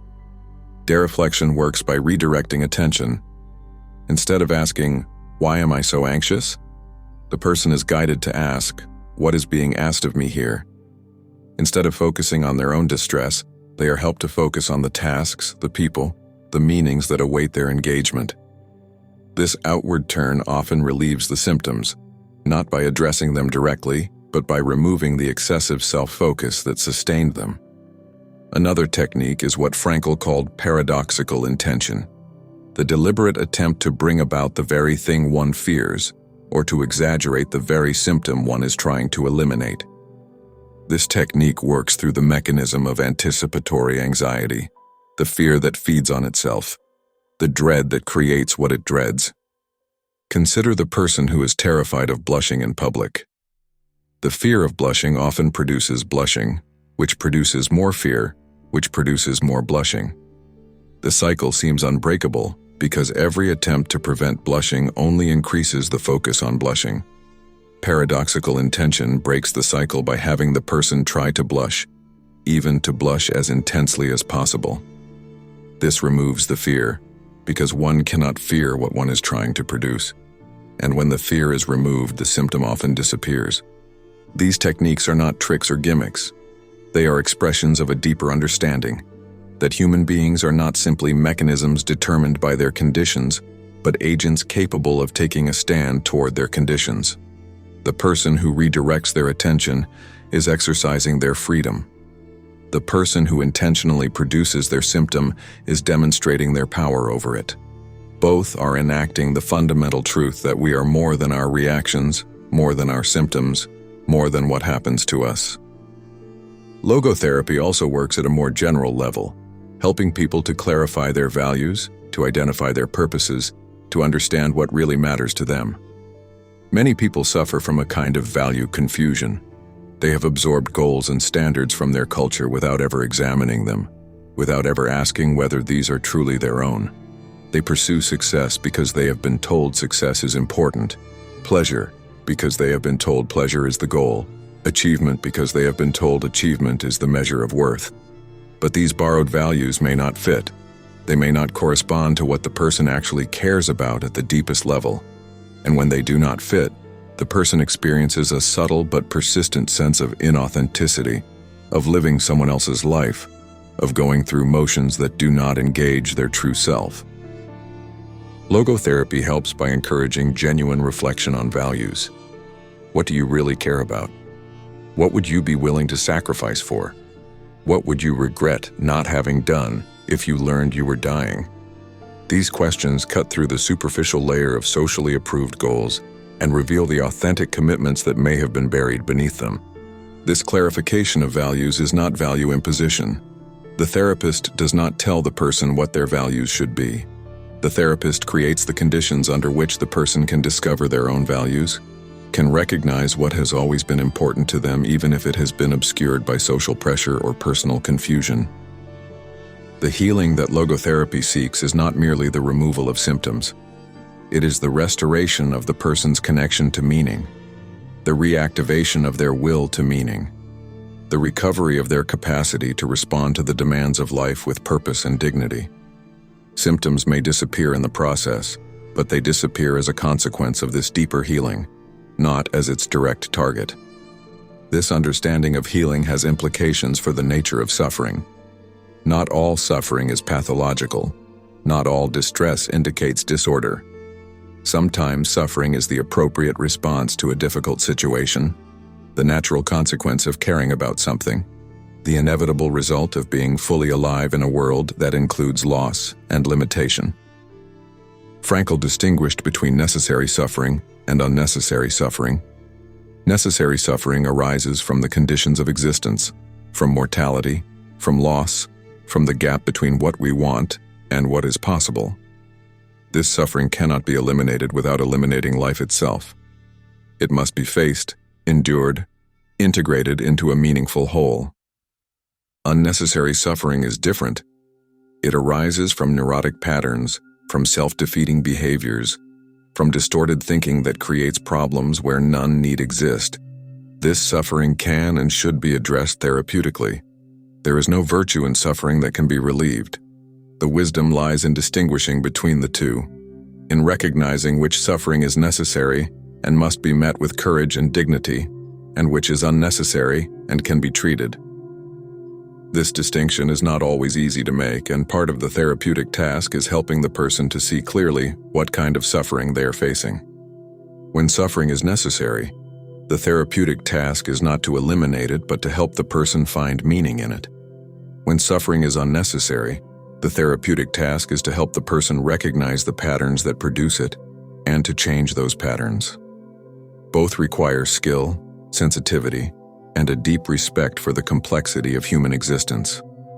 The goal of logotherapy ultimately is not happiness in the superficial sense.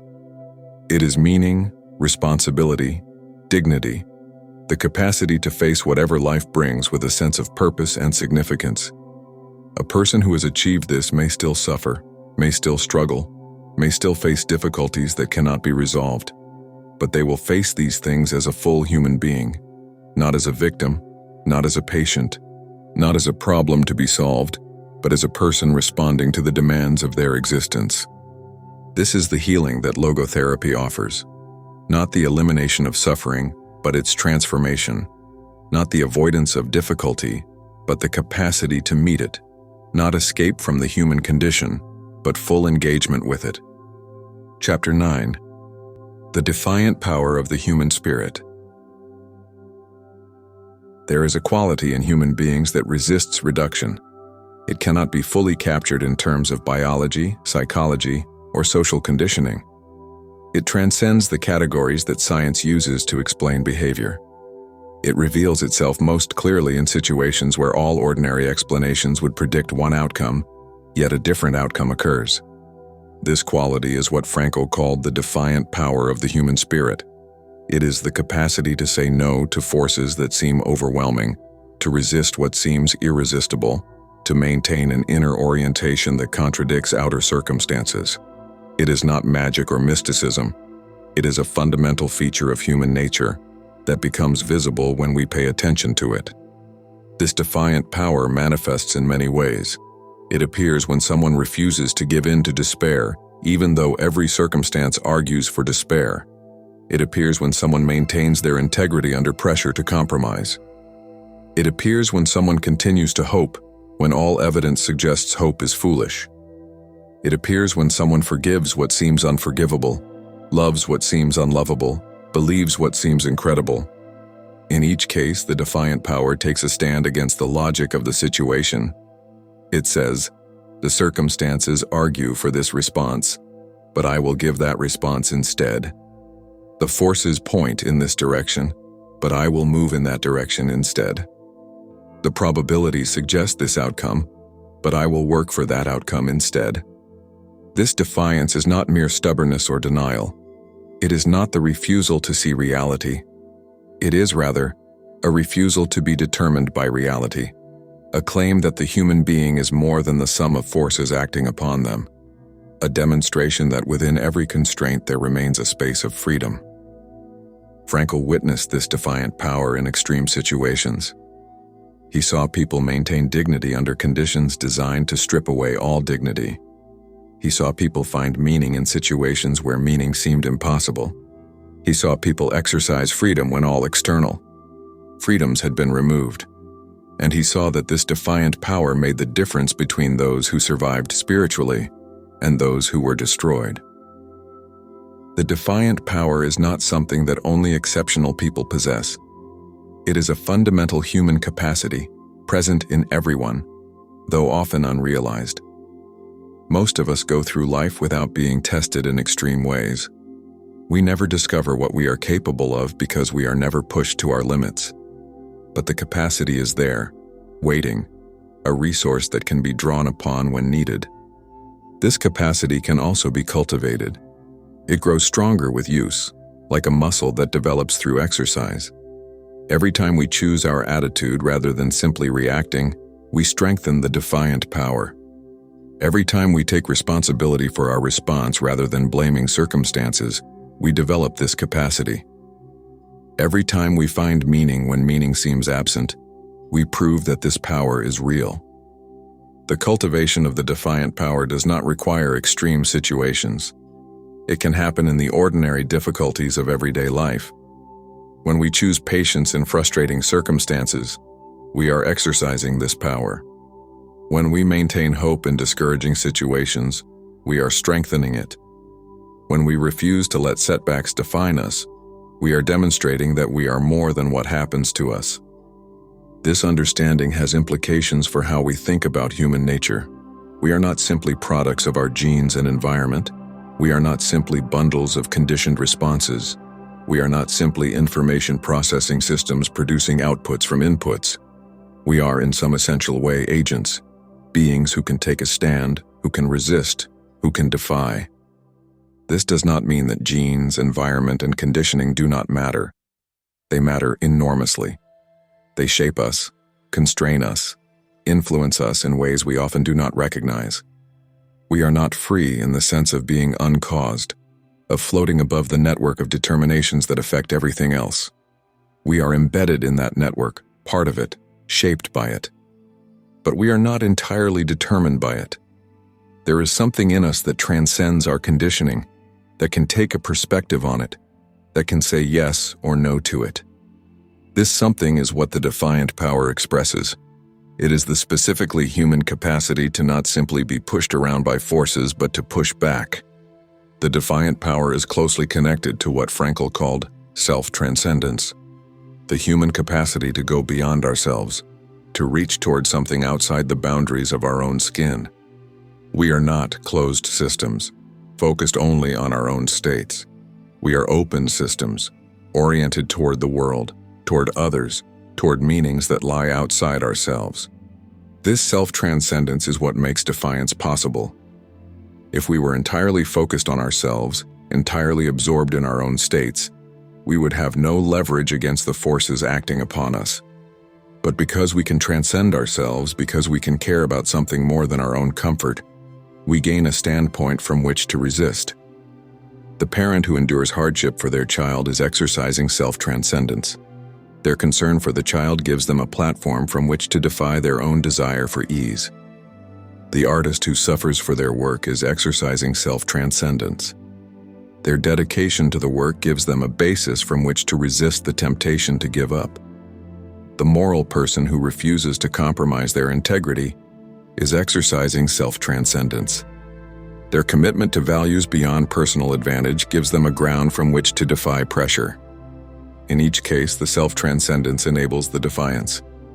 The person has something to be defiant for, a purpose that justifies the effort, a meaning that makes the struggle worthwhile. Without this meaning, defiance would be mere stubbornness, resistance for its own sake. With it, defiance becomes the expression of commitment, the enactment of values, the demonstration of what the person truly cares about.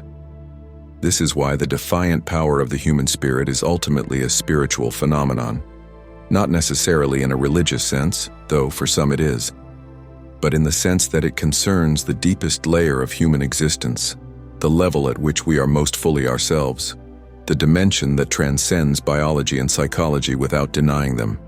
The human spirit, in Frankl's understanding, is this transcendent dimension. It is what makes us specifically human, what distinguishes us from other animals, what enables meaning and freedom and responsibility. It is not separate from our bodies and minds, it works through them. But it is not reducible to them. It is something more. This spirit can be weak or strong. It can be cultivated or neglected. It can be exercised or allowed to atrophy.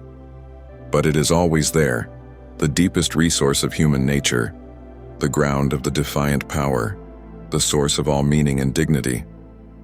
When we recognize this spirit in ourselves, we discover a new relationship to our circumstances. We are no longer simply victims of what happens to us.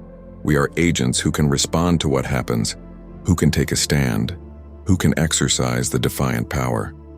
We may not be able to change our circumstances, but we can always change ourselves, always choose our attitude, always maintain our dignity. This recognition is itself a kind of liberation.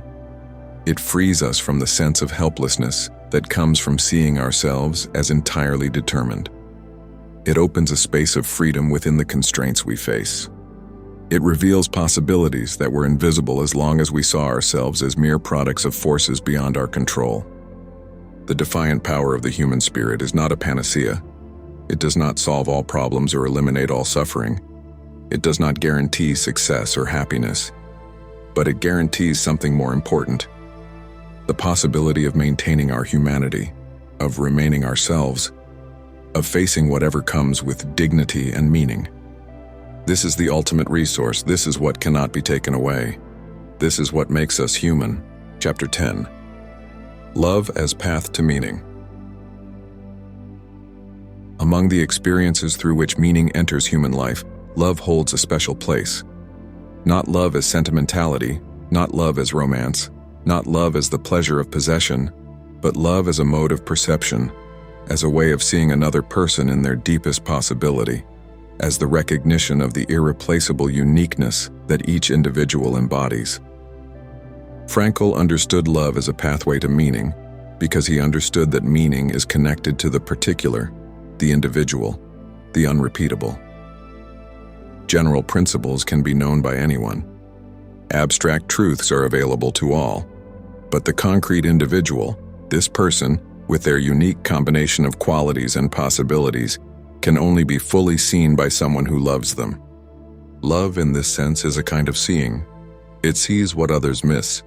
It perceives the value that lies hidden beneath the surface. It grasps the potential that has not yet been realized. When we truly love someone, we see them not only as they are, but as they could be at their best. We see their essential worth, which may be invisible to casual observation, which may be contradicted by their current behavior, which may be buried beneath layers of damage and defense. This seeing is not mere projection. We are not simply imagining qualities that are not there.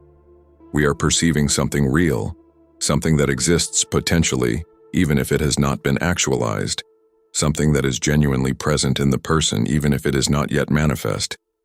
Love sees truly, though it sees more than the eye can see. And this seeing has power. When we are seen in this way, when someone perceives our deepest possibilities and believes in them, we are changed. We rise toward the vision that is held of us. We become more fully ourselves because someone has recognized what we most essentially are. This is why love is so crucial to human development. The child who is loved learns to see themselves as lovable and begins to develop the qualities that love has perceived. The person who is believed in begins to believe in themselves. The one whose potential is recognized begins to realize that potential. Love creates what it perceives. But love is not only a creative force directed toward others. It is also a pathway to meaning for the one who loves. When we love someone, we are connected to something beyond ourselves. We are oriented toward another center of existence, another world of value, another perspective on reality.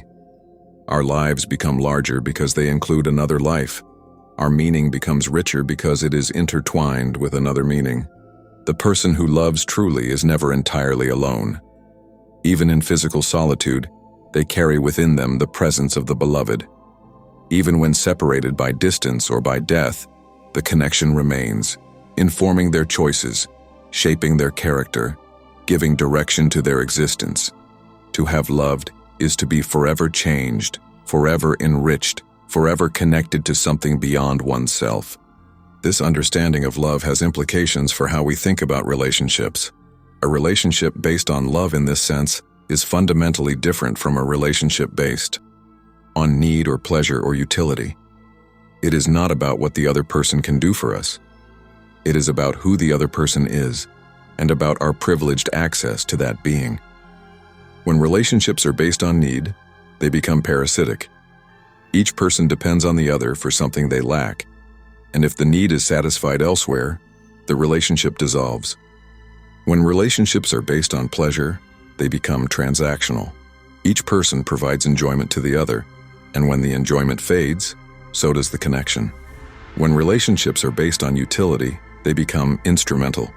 Each person uses the other for some purpose, and when the purpose is served, the relationship has no further ground. But relationships based on love, in the sense of seeing and affirming the other's essential being, transcend these patterns. They are not dependent on what the other provides. They are oriented toward who the other is. They do not dissolve when needs change or pleasures fade. They endure because the essential seeing remains valid. They are not instrumental but intrinsic.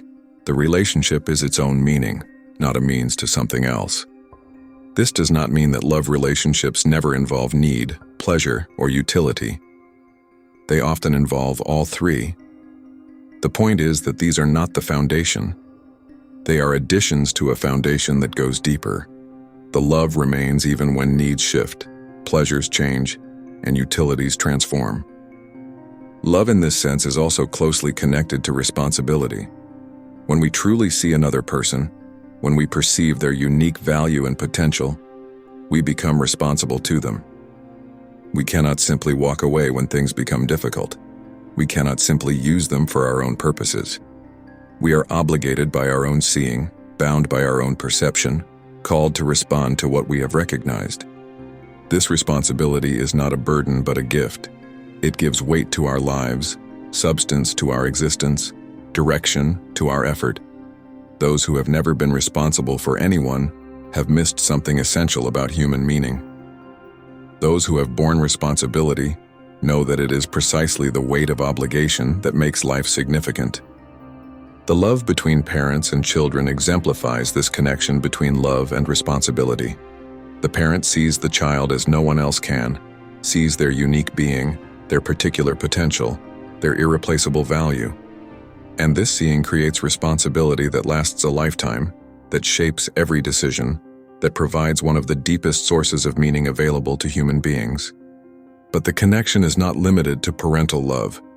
It exists in all genuine love, between partners, between friends, between any two people who truly see each other.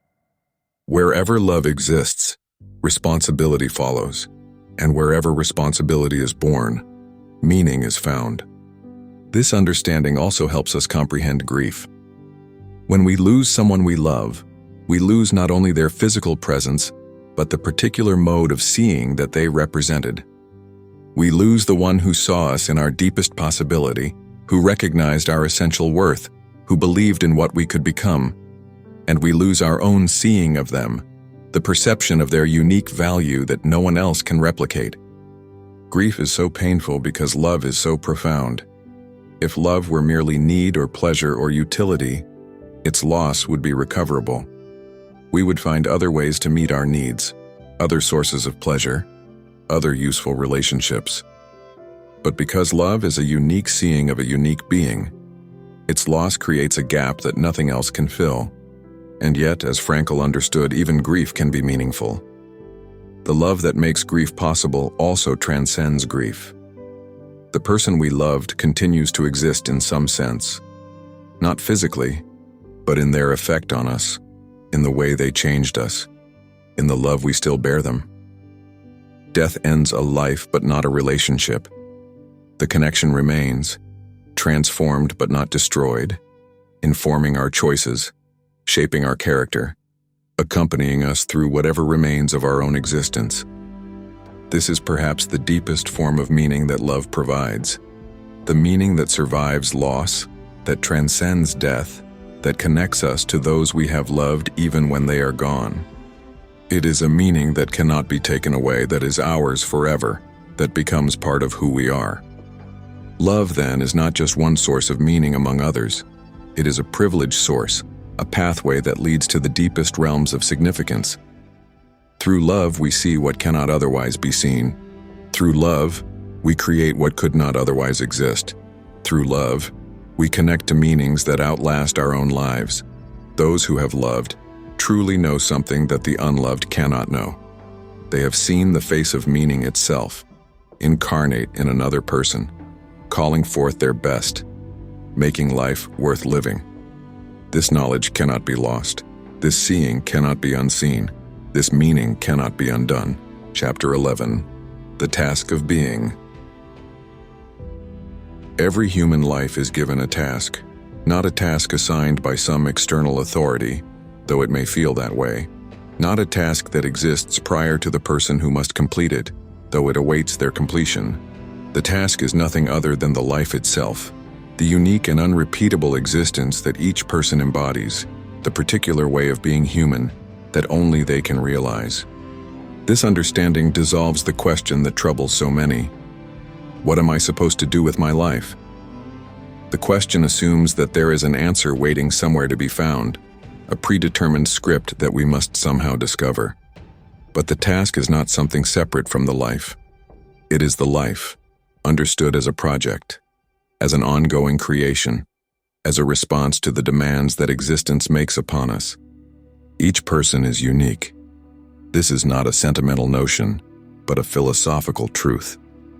The particular combination of qualities, experiences, relationships, and possibilities that constitute any individual has never existed before and will never exist again.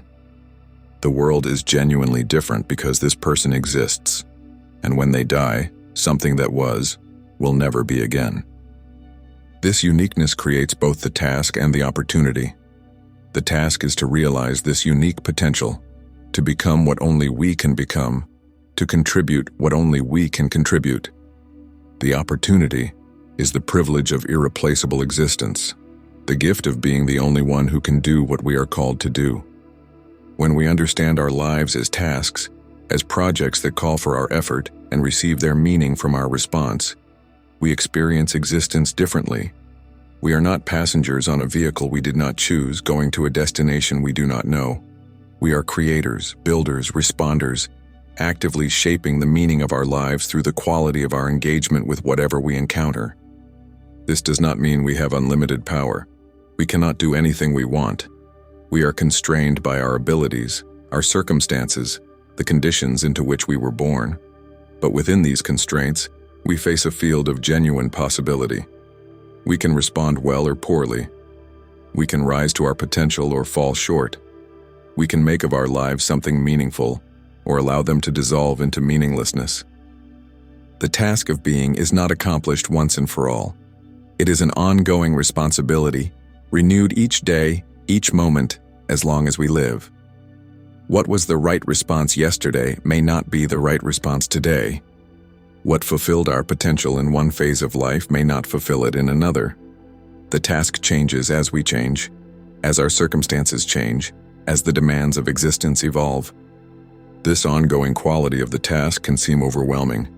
It might seem easier if we could simply find the right answer and then follow it forever. But this static understanding misconceives human existence. We are temporal beings, changing beings, beings whose lives unfold over time. The task of being is not a puzzle to be solved, but a project to be lived. Frankl spoke of this temporal dimension in terms of what he called the meaning of the moment. At every instant, there is a meaning that awaits realization. This meaning is not general, but specific. It is not abstract, but concrete. It is the right response to this situation, this encounter, this challenge, this opportunity. And it exists only for this moment. If we miss it, it is gone forever. This emphasis on the moment does not deny the importance of long-term projects and lifelong commitments. These too are part of the task of being, but they are realized moment by moment through the concrete responses we make in the present. The great work is built brick by brick through the daily effort of showing up and responding. The lifelong love is maintained through the countless small choices that sustain it through time. The task of being also involves what might be called the integration of existence. A human life is not just a sequence of moments, but a whole, a story with a beginning, middle, and end. The task includes weaving these moments together, creating coherence out of the diverse experiences that constitute a life, making sense of the whole even as we live its parts. This integration is particularly important in the face of suffering and failure. When painful things happen to us, we face the challenge of incorporating them into our life story. If we cannot do this, they remain foreign bodies, experiences that have no meaning, traumas that continue to wound. But if we can integrate them, if we can find their place in the larger pattern, they become part of who we are, part of what we have to offer, part of the meaning of our existence. The same is true of failure. Everyone fails at something. Everyone falls short of some goal, some ideal, some hope they had for themselves. The question is whether these failures remain merely failures, or whether they can be transformed into something more. The person who integrates their failures, who learns from them, who allows them to deepen rather than diminish their humanity, has accomplished something important. They have taken what could have been mere loss and made it part of a meaningful whole. This understanding of life as task has implications for how we think about success and happiness. Success, in the conventional sense, is achieving what we set out to achieve. Happiness, in the conventional sense, is feeling good about our lives. Neither of these is the ultimate measure of a life well lived. The ultimate measure is whether we have fulfilled our task, whether we have realized our unique potential, whether we have responded well to the demands that existence made upon us. This fulfillment may or may not be accompanied by conventional success. Many who have fulfilled their task have not achieved worldly success. Many who have achieved worldly success have not fulfilled their task. Similarly, fulfillment may or may not be accompanied by happiness in the sense of feeling good. There is a satisfaction that comes from fulfilling one's task, but it is not the same as the pleasant feeling we call happiness. It is deeper, more durable, compatible with suffering and difficulty in a way that pleasant feelings are not. Those who orient their lives around the task of being, rather than around success or happiness, often find both, as byproducts of their dedication. Success comes because they are giving their best to something that matters. Happiness comes because they are engaged with life rather than watching from the sidelines. But these are not the goal. They are consequences of pursuing the goal. The task of being is also deeply connected to mortality. We have limited time. We will not live forever. And this limitation is not just a regrettable fact, but an essential feature of the task. The task has urgency because time is short. The task has weight because what is done cannot be undone. The task has meaning because it will one day be complete. A life that went on forever would face a different situation. There would always be more time, always another chance, always the possibility of putting off until tomorrow. But a finite life has the structure of a project with a deadline. What must be done now, or it may never be done at all. This is not a morbid thought, but a clarifying one. The awareness of mortality focuses attention, reveals priorities, helps distinguish what matters from what does not. Those who keep death in mind often live more fully than those who pretend it will never come.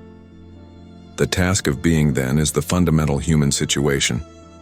It is what we are all doing, whether we know it or not. We are all realizing or failing to realize our unique potential, all. Responding or failing to respond to the demands of existence, all creating or failing to create meaning through the quality of our engagement with life. To understand this task is the first step toward fulfilling it. To accept this task is to accept our humanity in its full depth. To dedicate ourselves to this task is to live as fully as we can live. To be as fully as we can be, to make of our existence what it was meant to become. Chapter 12. The Tragic Optimism. There is a form of optimism that is shallow, that denies the reality of suffering, that pretends everything will be fine if we just think positive thoughts. This is not the optimism that Frankl advocated. His optimism was different. An optimism in spite of tragedy, an affirmation of meaning and full awareness of pain, a yes to life that does not depend on life being easy. Frankl called this tragic optimism. The phrase captures both elements: the tragic, which acknowledges that suffering is real and cannot be wished away, and the optimism, which affirms that meaning is possible nevertheless. Neither element can be sacrificed. To deny the tragic is to live in illusion. To deny the optimistic is to surrender to despair. The tragic dimension of human existence includes much that cannot be changed. The fact of mortality, the reality of suffering, the presence of guilt. We will all die. We will all suffer. We will all fall short of our ideals and harm others despite our intentions. These are not problems to be solved, but conditions to be faced. They are part of what it means to be human. The shallow optimist tries to deny these realities.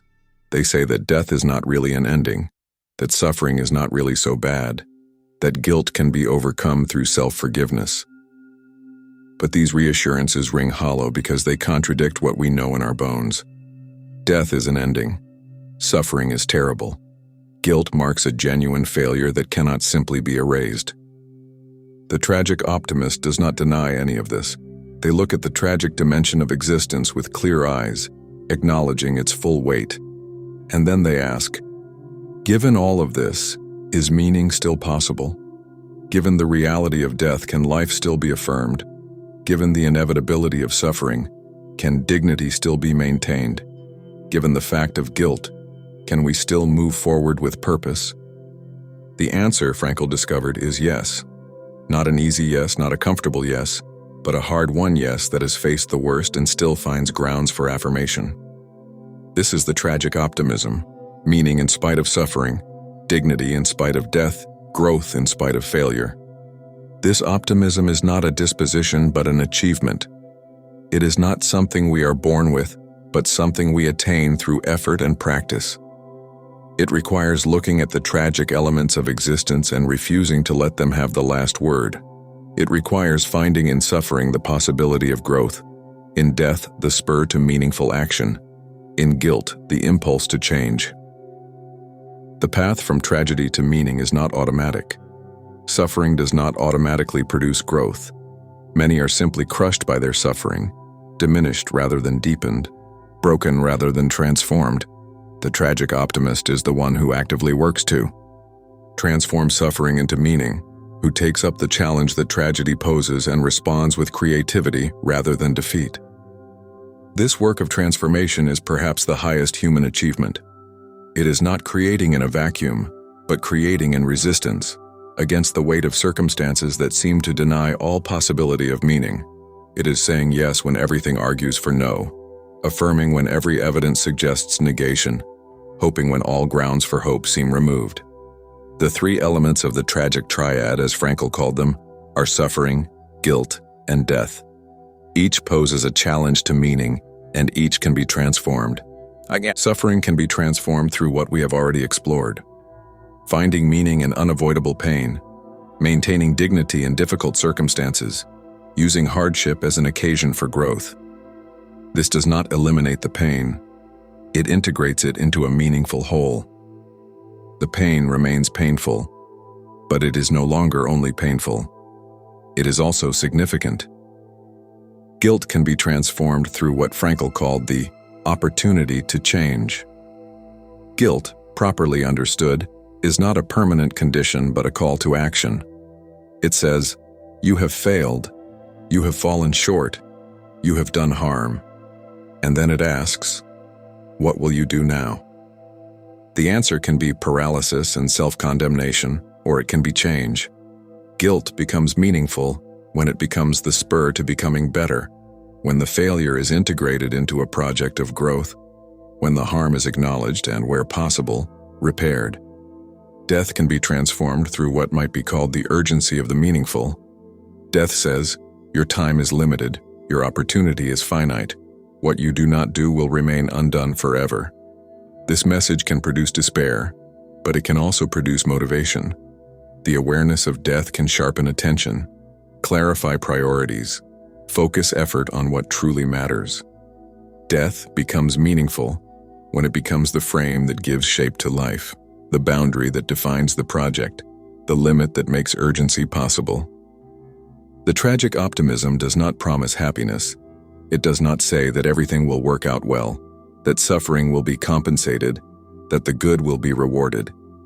It makes a more modest but more important claim. That meaning is possible in any situation, that dignity can be maintained in any circumstance, that the human spirit has resources that no external force can defeat. This claim is empirical, not just philosophical. It is based on what Frankl observed, on what survivors of extreme situations have demonstrated, on what countless ordinary people have shown in facing the difficulties of their lives. The tragic optimism is not wishful thinking. It is a conclusion drawn from evidence. The evidence shows that some people maintain meaning in situations where meaning seems impossible. They do not just endure, they grow. They do not just survive, they transcend.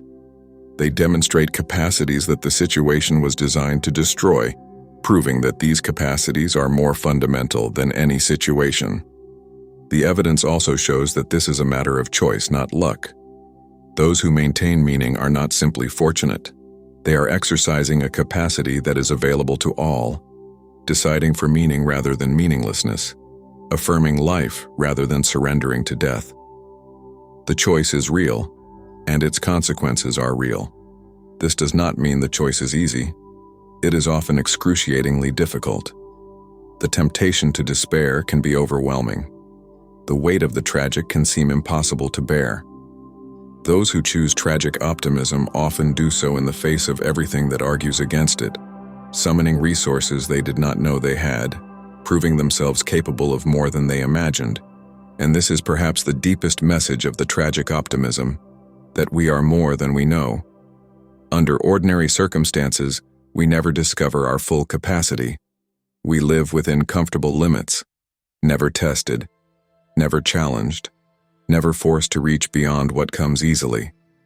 But when the tragic dimension of existence presses upon us, we discover depths we did not suspect. We find within ourselves resources that ordinary life never demanded. This discovery is one of the gifts that suffering can bring. Not a gift that compensates for the suffering, not a gift that makes suffering worthwhile in any simple sense, but a gift nonetheless. The revelation of our own depths, the proof of our own capacity, the demonstration that the human spirit is stronger than we knew. The tragic optimism, then, is not a denial of reality but a fuller embrace of it. It includes the tragic, with all its weight and darkness. But it also includes the capacity to transform, to transcend, to find meaning where meaning seemed impossible. It is the optimism that has looked at the worst and refused to surrender, the affirmation that knows what it is affirming against, the yes that has faced the no and remained standing. This is the faith that Frankl discovered and taught. Not faith in things working out well, not faith in divine rescue, not faith in eventual compensation, but faith in the human capacity to find meaning in any circumstance, to maintain dignity in any situation, to say yes to life in spite of everything. Chapter 13, Conscience as the Voice of Transcendence. Deep within each person there is a faculty that perceives what should be done. It is not the same as desire, which tells us what we want. It is not the same as reason, which calculates consequences. It is not the same as social conditioning, which reflects what we have been taught. It is something else, something that speaks with a different voice, a voice that often contradicts what we want, what seems advantageous, what we have been trained to believe. Frankl called this faculty conscience, but he understood it in a way that goes beyond the conventional meaning. Conscience, in his view, is not merely the internalized voice of parental authority or social expectation. It is an organ of meaning, the capacity to perceive the unique demand that each situation makes upon us, the sensitivity to what is being asked in this moment, by this circumstance, of this person. This understanding of conscience is connected to Frankl's emphasis on the individual nature of meaning. There is no general answer to the question of what is right. There is only the specific answer to what is right for me, here, now, given who I am and what this situation requires. Conscience is the faculty by which this specific answer is perceived. When conscience speaks, it speaks in particulars. It does not say always tell the truth, but tell the truth now, in this way to this person. It does not say be brave, but be brave in this situation, in this manner, at this cost. It translates universal values into concrete guidance, applies general principles to unique circumstances, tells us not just what is good in theory, but what is demanded in practice. This translation cannot be done by reason alone. Reason can work with general principles, can calculate probable outcomes, can weigh competing considerations. But reason cannot perceive the unique demand of the moment. That requires something more intuitive, more immediate, more like perception than like calculation. This is why conscience often operates pre-reflectively. We know what we should do before we have thought about it. The knowledge arrives whole, not as a conclusion from premises, but as a perception of reality. We may then reflect on this knowledge, test it against our principles, consider whether to follow it. But the initial perception comes from conscience, not from reflection. Conscience can be wrong. Frankl acknowledged this. The voice we take for conscience may sometimes be the voice of neurosis, of rigid conditioning, of distorted perception. We are not infallible in discerning what is truly demanded of us. But the possibility of error does not eliminate the reality of the faculty. We can be wrong about what we see, but this does not mean we do not see. We can be wrong about what conscience tells us, but this does not mean conscience does not tell us anything. The task is to cultivate conscience, to make it more sensitive and accurate, to learn to distinguish its genuine voice from the voices that may masquerade as it. This cultivation happens through practice, through attention, through the willingness to be honest with ourselves about our motives and our failures. It also happens through community, through dialogue with others who may perceive what we have missed, through the correction that comes from multiple perspectives. But ultimately, conscience is individual. We may learn from others, may benefit from their correction, may expand our perception through dialogue. But in the end, we each must listen to our own conscience and take responsibility for what we hear. No one else can do this for us. No authority can substitute for our own perception. The conscience is, finally, our own. This individuality of conscience is connected to what Frankl called self-transcendence. Conscience points beyond ourselves, toward demands that come from outside our preferences and desires. When conscience speaks, it speaks not of what we want, but of what is wanted from us, not of our plans, but of the claims that reality makes upon us. In this sense, conscience is a window onto transcendence. It connects us to something larger than ourselves, something that makes demands on us, something to which we are responsible. Frankl was careful not to identify this something with God, though for religious people it may be experienced as divine. But whether we interpret it religiously or not, the experience of conscience is the experience of being addressed, called, summoned to respond. This experience of being addressed is fundamental to meaning. Meaning is not something we create out of whole cloth. It is something we discover by responding to what addresses us. Conscience is the faculty by which we perceive this address, the antenna that picks up the signal, the sensitivity that registers the claim. Those who have deadened their conscience have cut themselves off from this source of meaning.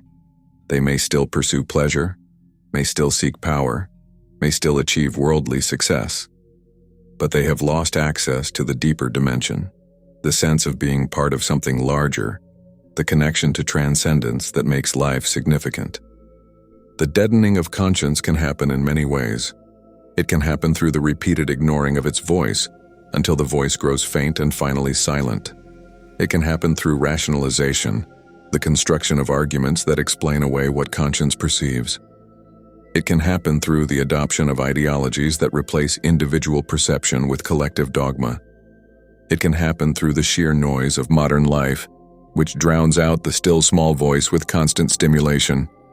Whatever the cause, the result is a kind of spiritual blindness. The person can no longer perceive what is demanded of them. They can no longer sense the meaning of the moment.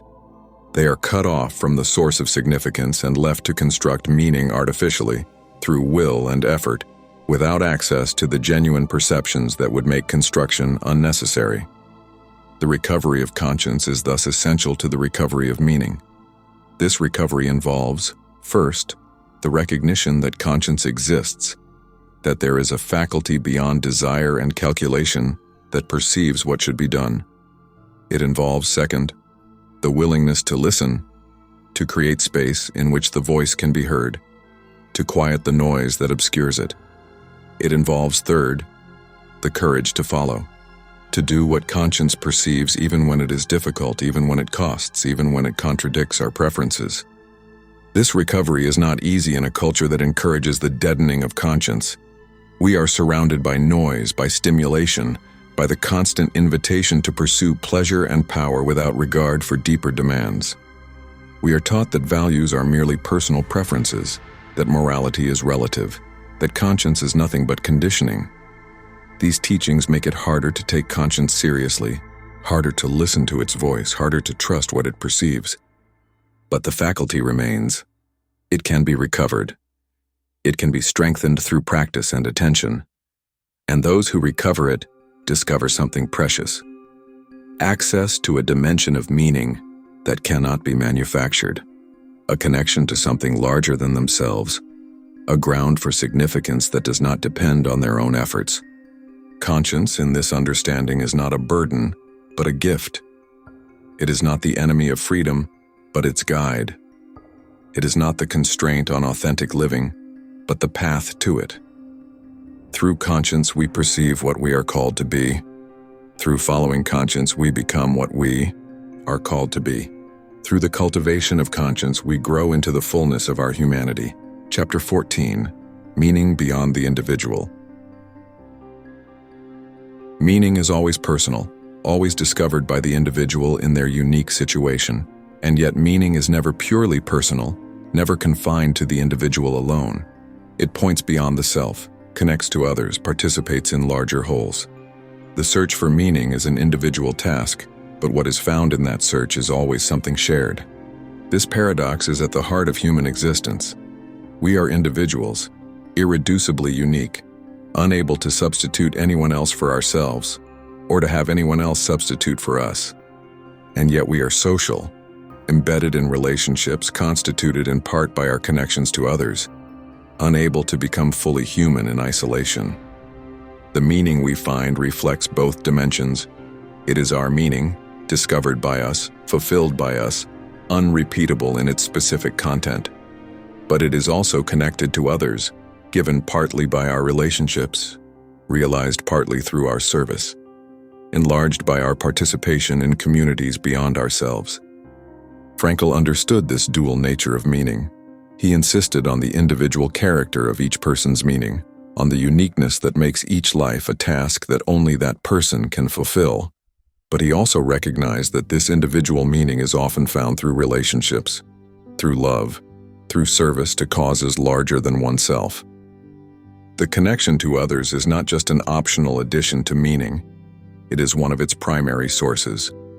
When we love another person, we discover meaning through the relationship. When we serve a cause, we discover meaning through the contribution. When we participate in a community, we discover meaning through the belonging. Purely self-centered existence may be imaginable, but it is not fully human, and it is not fully meaningful. This connection to others transforms even our most individual experiences. When we suffer, we often suffer not only for ourselves, but for those who depend on us. When we achieve, we often achieve not only for ourselves, but for those who have supported us. When we face death, we face it not only as individuals, but as persons whose lives have been woven together with others. The meaning found in relationship is not less real than meaning found in solitude. If anything, it is more real, more substantial, more enduring. The hermit's enlightenment is genuine, but it is completed only when it returns to the world, only when it contributes to the flourishing of others. Meaning that remains purely private is meaning that has not yet reached its full development. This social dimension of meaning has implications for how we think about responsibility. We are responsible not only for ourselves, but for each other. We are responsible not only for our own meaning, but for creating conditions in which others can find meaning. We are responsible not only for our own flourishing, but for the common good. This shared responsibility does not eliminate individual responsibility. It is still my task to respond to what life asks of me. No one else can do this for me. But my task is not separate from the tasks of others. We are engaged in a common project, even when our specific contributions are unique. We are building something together, even when we work in different places in different ways. The awareness of this shared project can be a powerful source of meaning. When we see our efforts as contributing to something larger than ourselves, they take on greater significance. When we understand our work as part of a collective endeavor, it becomes more meaningful than it could be in isolation. When we experience ourselves as participants in a story that began before us and will continue after us, our lives gain a dimension they would not otherwise have. This does not require identification with any particular collective, nation, religion, movement, or cause. It requires only the recognition that we are not alone, that our meanings are connected to other meanings, that what we do contributes to a larger whole even when we cannot see the whole clearly.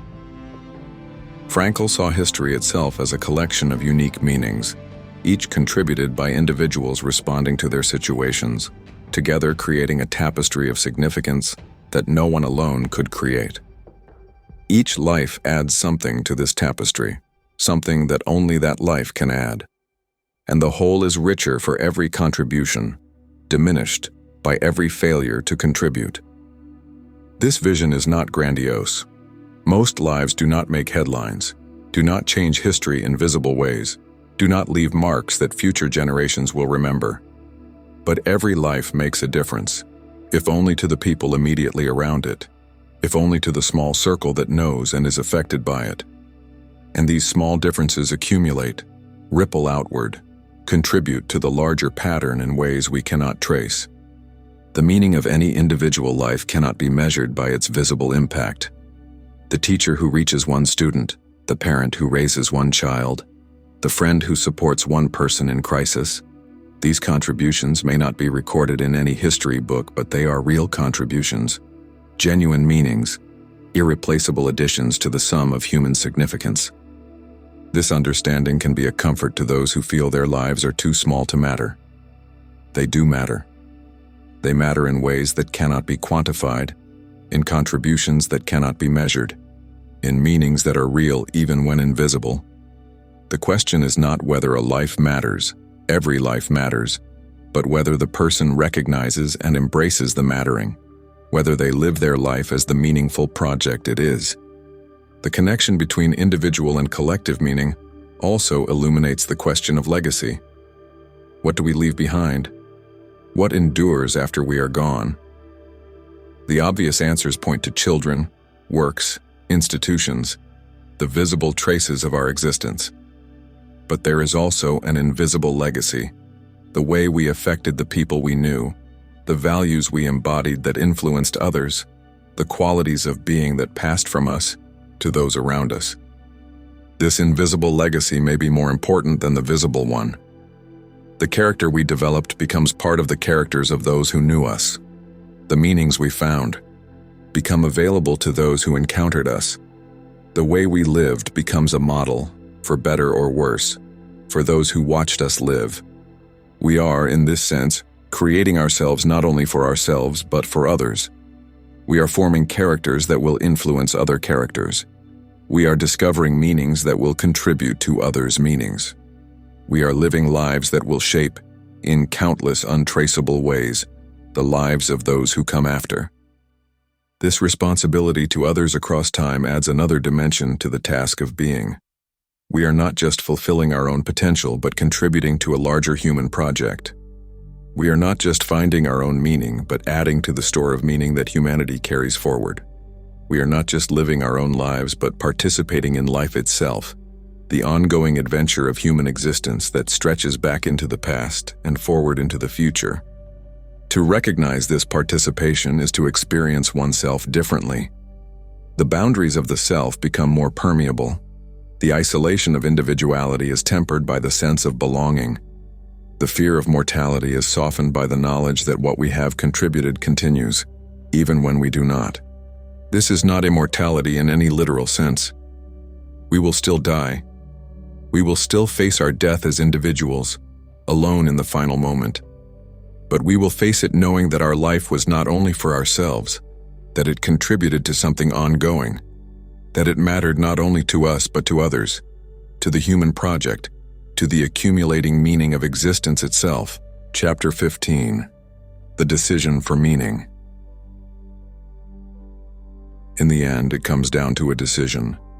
Not a decision made once and then forgotten, but a decision renewed each day, each moment, in the face of whatever that moment brings. The decision for meaning, the choice to respond to life as though it matters, as though our response matters, as though the quality of our existence depends on the quality of our engagement. This decision is always available. It does not depend on circumstances, on success or failure, on pleasure or pain. In any situation, we can decide for meaning or against it. We can respond to the demands of the moment, or we can refuse to hear them. We can maintain our humanity or we can surrender it. The choice is always ours. And yet the decision is not arbitrary.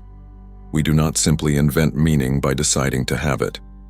The decision for meaning is the decision to perceive what is really there, to hear what is really being asked, to respond to demands that genuinely exist. Meaning is discovered, not created, but the discovery requires an active decision to seek. This is the paradox at the heart of meaning, that it is both given and taken, both found and made, both discovered and created. We do not manufacture meaning out of nothing, but we also do not simply stumble upon it passively. We must decide to look, decide to listen, decide to respond. The meaning is there, waiting, but it reveals itself only to those who have decided to seek it. The decision for meaning is also a decision about who we will be. When we decide to live meaningfully, we are deciding to be a certain kind of person, responsive rather than reactive, engaged rather than withdrawn, responsible rather than victim. We are shaping our character through our choice, becoming through our decision what the decision assumes we already are. This is why the decision must be renewed. Character is not fixed. It is formed through repeated choices. Each day we face again the question, will I live meaningfully today? Will I respond to what is being asked of me? Will I maintain my humanity in whatever circumstances I encounter? And each day, our answer shapes who we are becoming. The decision for meaning is not always easy. Sometimes the demands of the moment are clear, and responding to them feels natural. But sometimes the demands are obscure, or painful, or terrifying. Sometimes responding requires courage we are not sure we have. Sometimes the meaningful choice is the harder choice, the path of more resistance, the way that costs the most. In these moments, the decision becomes most significant. It is easy to be meaningful when meaning is easy. The test comes when meaning is hard, when every instinct argues for retreat, when the path of meaning is the path of difficulty. These are the moments that reveal who we truly are, that shape our character most deeply, that determine whether our decision for meaning is genuine or merely verbal. Frankl's entire teaching can be understood as preparation for these moments. The understanding of freedom, of responsibility, of meaning's availability in any circumstance, all of this is meant to equip us for the moments when the decision for meaning requires everything we have. It is not theoretical knowledge for its own sake, but practical wisdom for living. The decision for meaning is also connected to what might be called the fundamental choice about existence itself. There is a deeper question beneath all specific choices. Is existence worth it? Does being have value? Should we say yes to life with all its suffering and uncertainty, or should we refuse, turning away from existence toward nothingness? This question cannot be answered by argument. No logical proof can demonstrate that existence is worthwhile. The evidence can be read either way. Life contains great beauty and great horror, profound meaning and profound meaninglessness. The question of whether to affirm existence is not settled by facts, but by decision. Frankl's teaching is, at its deepest level, an argument for affirmation. Not a logical argument, but a demonstration that meaning is possible, that dignity can be maintained, that the human spirit contains resources that circumstances cannot touch. It is an invitation to say yes to life, knowing what one is affirming, with eyes open to the tragic dimension, but affirming nonetheless. This affirmation is not naive. It does not pretend that everything is fine, that suffering is unreal, that death does not matter. It is affirmation in spite of these realities, affirmation that has looked at the worst and still finds grounds for yes. It is what we have called tragic optimism, the optimism that emerges from confronting tragedy rather than evading it. The decision for meaning, then, is ultimately a decision for life. It is the choice to be here, fully, engaging with whatever is here rather than retreating into numbness or distraction. It is the choice to remain human, responsive, alive to what each moment brings. It is the choice to participate in existence rather than merely to endure it. This choice is not made in a vacuum. It is made in the context of a life already underway, already shaped by previous choices, already embedded in relationships and circumstances. We do not start from scratch when we decide for meaning. We start from where we are with all our history, all our conditioning, all our wounds, and all our strengths. But wherever we start, the decision is available. It is not too late. The moment of choice is always now, regardless of what has come before. The past has shaped us, but it does not determine us. In each present moment, we face again the fundamental question, and in each present moment, we can answer it anew.